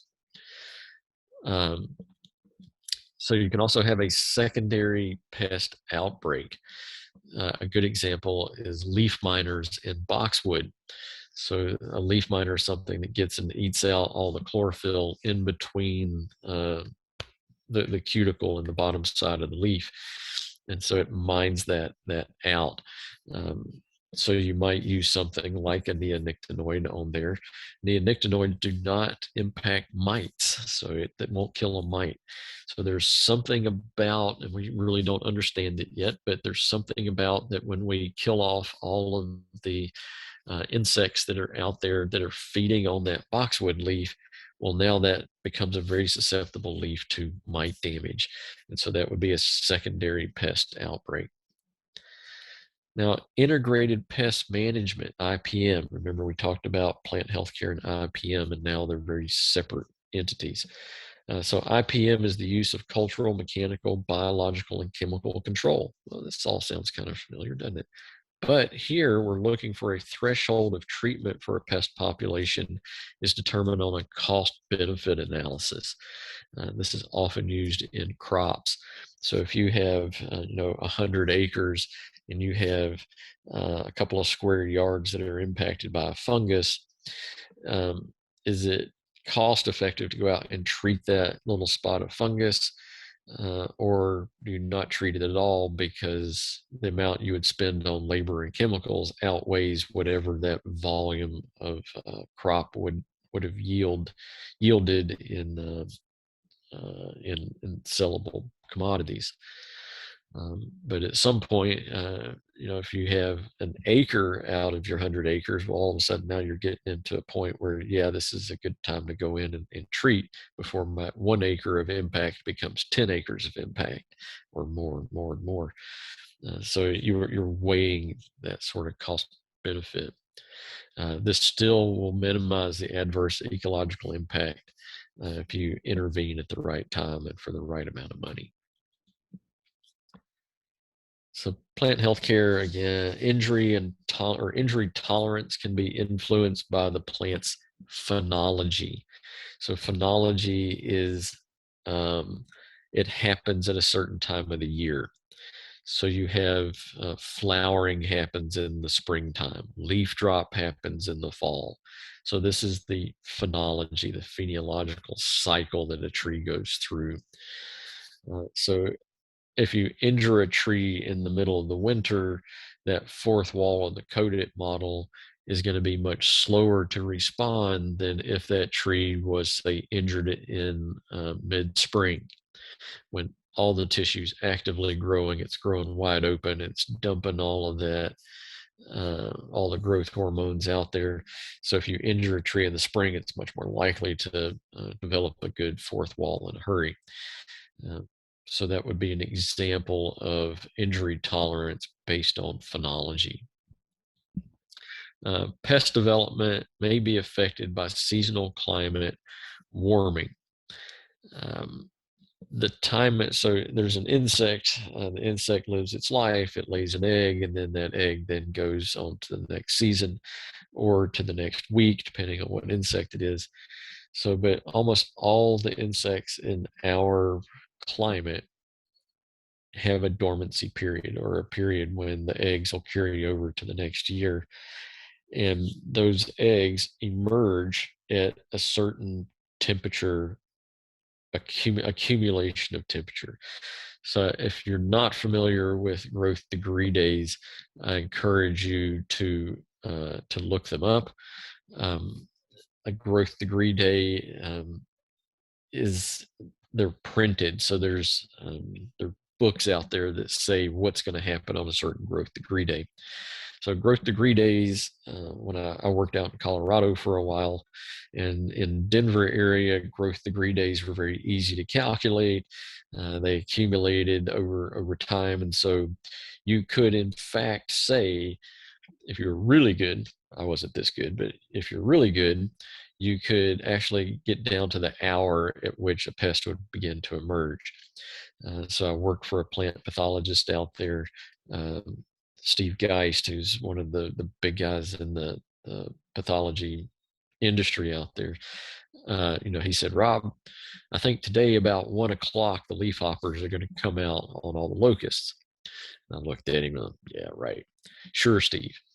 Well, they would come out that morning, and then he had built in the time for clients to start reacting, because they would see the effects of them. And then by 1 o'clock, sure enough, the phone would start ringing. But he knew it so well that, we knew exactly when to plan our routes. It's like, okay, we're going to treat for leafhopper, starting the third day of June, and we'll be finished with it by the 15th day of June. So we're using a lot less product because we know exactly when to treat. We know what's coming out. We know what our key plant material is. We know the key pest associated with it by using this growth degree day.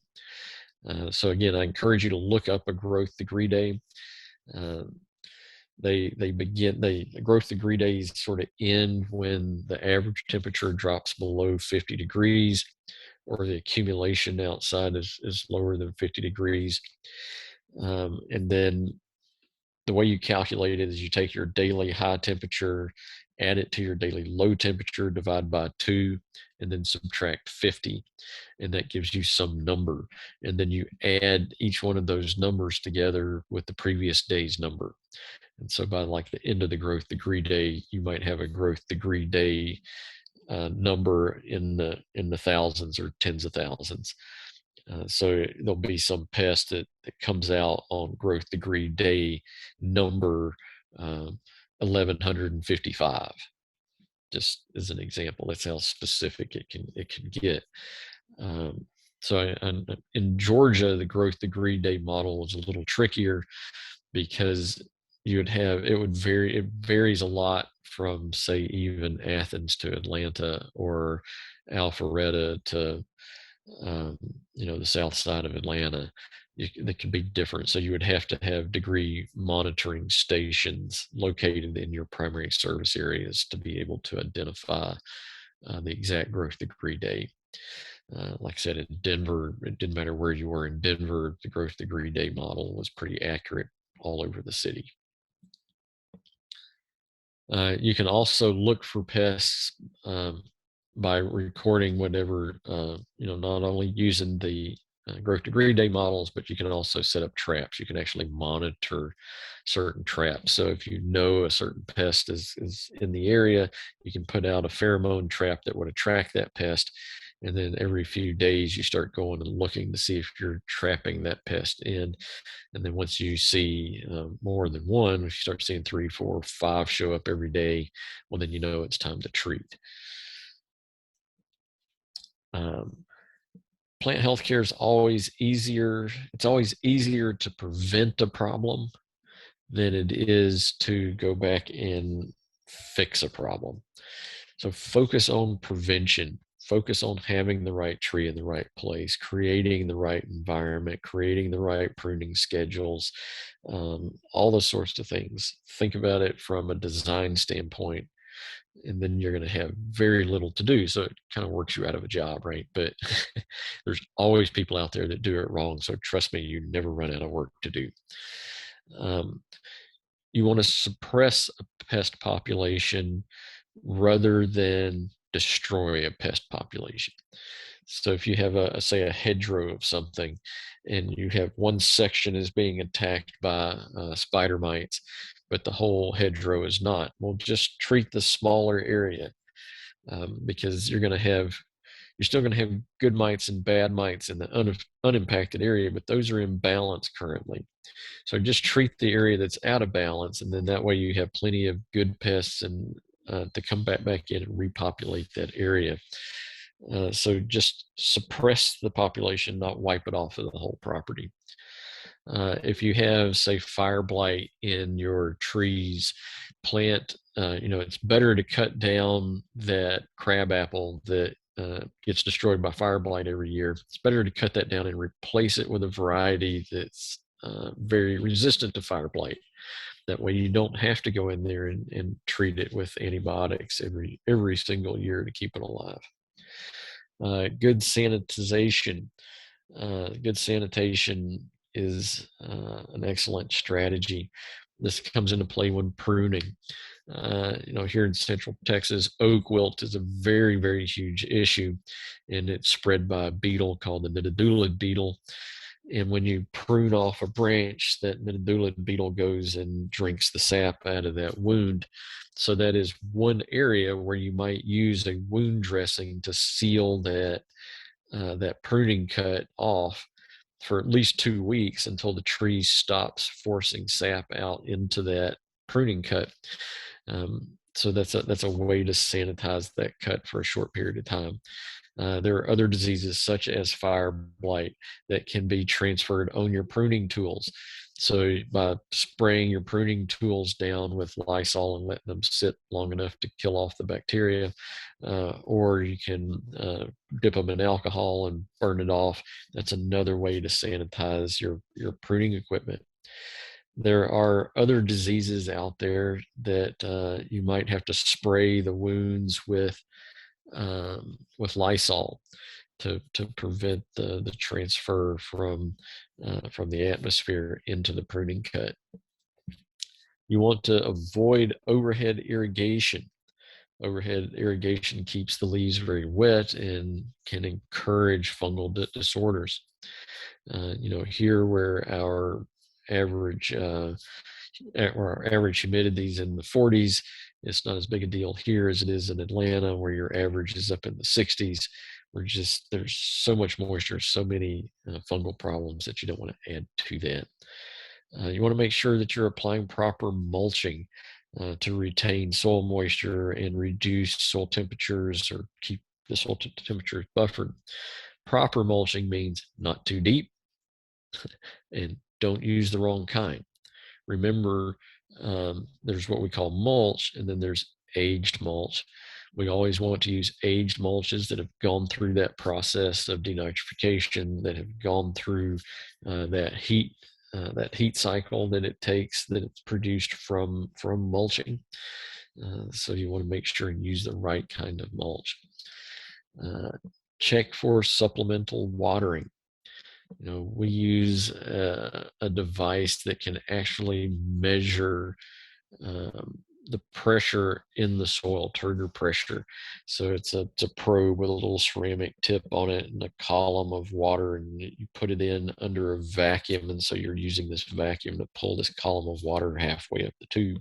You stick this thing in the soil and it measures osmotic pressure. So as the soil dries out, the liquid in the column goes down. As you get saturation from rainfall, it goes up. And they're very, very sensitive, and they react rapidly. So you could even install them in an area that you think might not be getting irrigated. And so when it drops down to too far, you could do supplemental irrigation by going out by hand and watering that specific area. You can also find out if you're doing the proper amount of water altogether by placing these devices all over the place, and going through a couple of irrigation cycles or just going through natural rainfall cycles to make sure that that column is staying in the proper range. That proper osmotic pressure range will show you if there's enough airspace in the soil, or if it's too dry. So it's telling you really two things at once. Avoid planting monocultures. A lot of city ordinances now regulate the diversity of plant material in the landscape. So they might say no more than 20% red oaks, no more than 20% of any tree species, or they might say we're not planting any more American elms, things like that. But the chestnuts were all wiped out here because they were planted all over this country. Plus, they were out in the forest, and they were inoculated with this disease that came in and basically killed off a couple of billion of these trees in this country. And it was a result of thick monoculture planting. Same sort of thing with Dutch elm disease. So you want to conserve or augment the beneficial insects to decrease the bad guys. So encourage these our good guys like the praying mantis. Encourage these guys to hang around. Um, you can take. You can also introduce these things on purpose. So you can actually buy ladybugs. You can buy praying mantis. You can buy all these. There's even pathogens, beneficial pathogens out there that can be applied to the area for a more natural control. The drawback to this is they can take days or weeks, or it might not work at all. So the three main types of natural enemies, you have the predators such as ladybugs, parasites like wasps and nematodes, and then you can also have pathogens out there that you can give a disease, you can give a virus to an insect. So some of these are kind of cool, but up in North Georgia, we had a big problem with the hemlock woolly adelgid, and the Forest Service, in their infinite wisdom, said, "Hey, let's bring in all of these ladybugs." So they brought in all these ladybugs and released them by the hundreds of thousands in the primary target area, and then they started monitoring the population of these ladybugs, and they found that the population kept going down and down and down and down. It's like, well, what the heck's going on here? Um, they didn't really, that wasn't, they didn't want to eat the hemlock woolly adelgid. They wanted something else. And in fact, they found these huge populations in northern Alabama several months later. So keeping them on target, just because you bring an insect to an area that should take it doesn't mean that it will take it. Some of these other things are kind of cool. These wasps, nematodes, milky spore, all these parasites. You can put parasites onto the caterpillars, and these will eventually kill the caterpillar. You can also have mechanical control of the bad guys. So things like uh, tent caterpillars, or you can remove the tents. Bagworms, and don't confuse tent caterpillars with bagworms. Bagworms carry their little house with them everywhere they go, and so you can reach up there and just literally pull these things off and throw them in a bucket of soapy water to kill them. And that's a much better control mechanism than spraying heavy duty insecticides. You can make physical barriers. There are some caterpillars that crawl up the trunks of trees in the springtime, and so they use this product called Tanglefoot, and they wrap it around the tree, and it sort of looks like the fuzzy part of Velcro. And as the critter walks up, it gets his feet all entangled in this barrier, and gets stuck and never makes its way into the canopy. You can also use pruning techniques, such as fire blight typically starts in the flowers in the springtime, and maybe you have one bee that's carrying fire blight and brings it into a plant and inoculates the plant with the bacteria, you can just prune off the branch before it even develops a canker, and then that way you're getting rid of the problem. Keep in mind that there's also structural problems that you have to take into account with plant health care. So you've got pruning might help to resolve some of the structural issues within the tree. For chemical controls, fungicides are best applied as a protectant. There are plenty of fungi out there that we can suppress with the use of fungicides, but you're never going to cure a fungal problem. You can prevent them or you can suppress them, but you cannot cure them. And the bulk of our disorders are fungal in nature.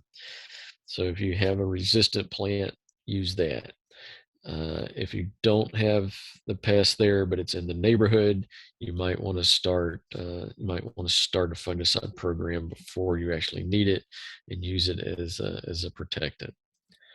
So insecticides come in different formats. A contact pesticide. This means that you actually have to get the pesticide onto the pest to kill the pest. This can be difficult to do, especially on large leaf plants, because you need to get it. Most of them feed on the bottom side of the leaves, so you need to manage to get everywhere that the pest is located. Systemic pesticides, these translocate through the plant. We use several of these in the industry now, things that we can either pour around the base of the tree or actually spray onto the trunk of the tree, and the tree sucks it up and it protects the plant from the inside out for a certain period of time. We have dinutefuran, which is an excellent product, but it only lasts about 10 or 12 weeks. Then those neonicotinoids that we talked about, one of the big ones is called merit, and merit's sucked up through the plant, and it can actually act for a year or more depending on how it's applied. So but they have different reaction rates. Imidacloprid, which is the neonicotinoid, imidacloprid might take 30 to 60 days to start working, whereas the dinutefuran begins working instantly. So there are lots of different modes of action for systemic pesticides, so make sure you're using the one that's best for the job. As always, read and follow the labeling, the complete labeling for your insecticides. So if you have a bottle, you'll notice that on the bottle of insecticide, there's this huge label, and it might be really thick, and sometimes you can peel them off and open them up and read them. That's not the complete labeling. Complete labeling, you'd have to go to the actual manufacturer and download all of the labels that are associated with it. Especially if you live in California or New York. Those two states are the most sensitive states for pesticide use and the most restrictive. Also, if you live in coastal areas and you're applying pesticides near saltwater or estuaries, or if you're near lakes, all of those have might have a special label associated with them, and so that would not be included on the product, the actual label that's on the product. So you'd have to have the complete labeling for that product. Pesticides also include miticides, bactericides, and herbicides. In order to apply these, the person who applies them or the company needs to have someone that has a commercial applicator's license. So the person out in the field either needs that commercial applicator license, or there needs to be someone who works for the company that applicator reports to, who has that license. The company itself needs a pesticide contractor's license. And in order to get a contractor's license, you have to have a licensed applicator. on your payroll. So just keep those in mind. If you want to learn more about the legalities behind commercial pesticide applications for money in the state of Georgia, you can go to this website. I think it still works last time I looked at it. You can also go to your state Department of Agriculture and look up the pesticide regulations for your state. This is something that's governed by the state. It has a national component to it, but that national component is managed at the state level. So there will be, when you take the exam, there's a national standards exam, and then there'll be a state section to that standards part, and then there'll be a category exam. And for us, it's usually turf and ornamental. Pest resurgence, as we talked about, may occur when it rapidly rebounds in the absence of a natural control. So if you go out there and spray for spider mites, you're going to kill off the good mites as well as the bad mites. Even if you're just using a miticide, you're going to kill both off. The bad mites are going to recuperate much faster than the good mites, and so you'll get a resurgence, and it might even get worse than it was before. The secondary, that's like the when I talked about the boxwood plant that we treated for one thing and then another pest came in as a result of that. And pest resistance may occur. This is very common in fungal disorders.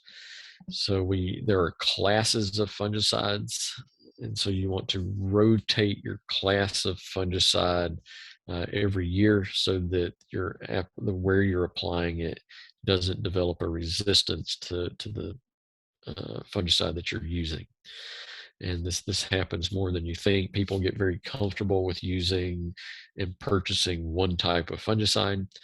Fungicides are pretty nasty chemicals, but they get used to one type and think, okay, well, this is really safe, this is relatively inexpensive, and it does a good job. But then it starts to lose effectiveness after a couple of years because of the resistance has started to set home. If you rotated classes, so you might have to use something that's a lot more expensive but works a lot better one year, and then the next year you might use something that's really cheap and still gets pretty good results. So you have to change it so that and you have to change classes, not just the actual chemical, because a lot of the chemicals can fall in the same class. And if you get into using these, you'll see that the classes are labeled or shown in the labeling. So biorational, control products, things like insecticidal soaps and horticultural oils. These both have a similar kind of mode of action. Insecticidal soaps and horticultural oils, they cover the insect in a film, and insects and mites and all that sort of stuff breathe through their skin. So if you cover their skin in this oil or soap, then they have no way to breathe and they suffocate to death. So insecticidal soaps can pretty much be used any time of the year. They're good for all these types of insects. Horticultural oils last a little longer. They persist longer in the environment, and they do a pretty good job of killing eggs.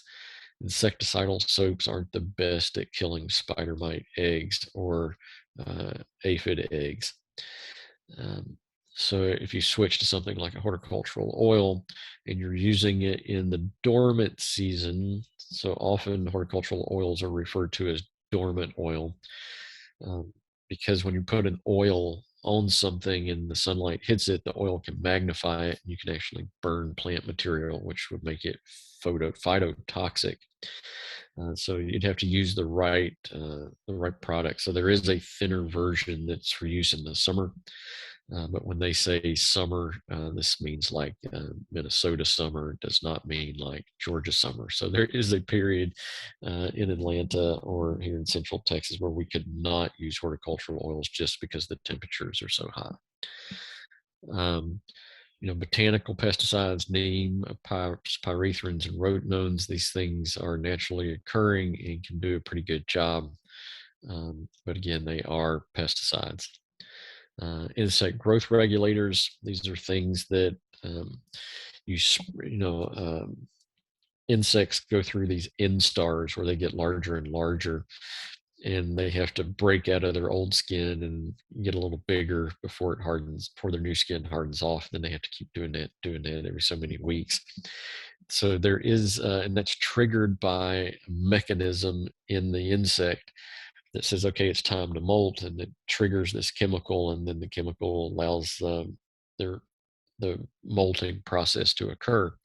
Well, some of these insect growth regulators, you spray it on there, and it blocks that chemical, and so the insect keeps getting bigger and bigger inside of its own body, and it can't get out and bust into a newer or bigger size. So it really just kills itself because it can't. It crushes itself inside of its own skin. Kind of severe when you think about it. They can also have chemicals that sterilize them so they can't reproduce. Um, and then you can also use the more physical methods of monitoring and trapping insects. And there are some microbial pesticides out there like Bacillus thuringiensis that uh, do a pretty good job on um, caterpillars. All right, so we finished about 10 minutes early, I think. So do we have any questions floating around out there?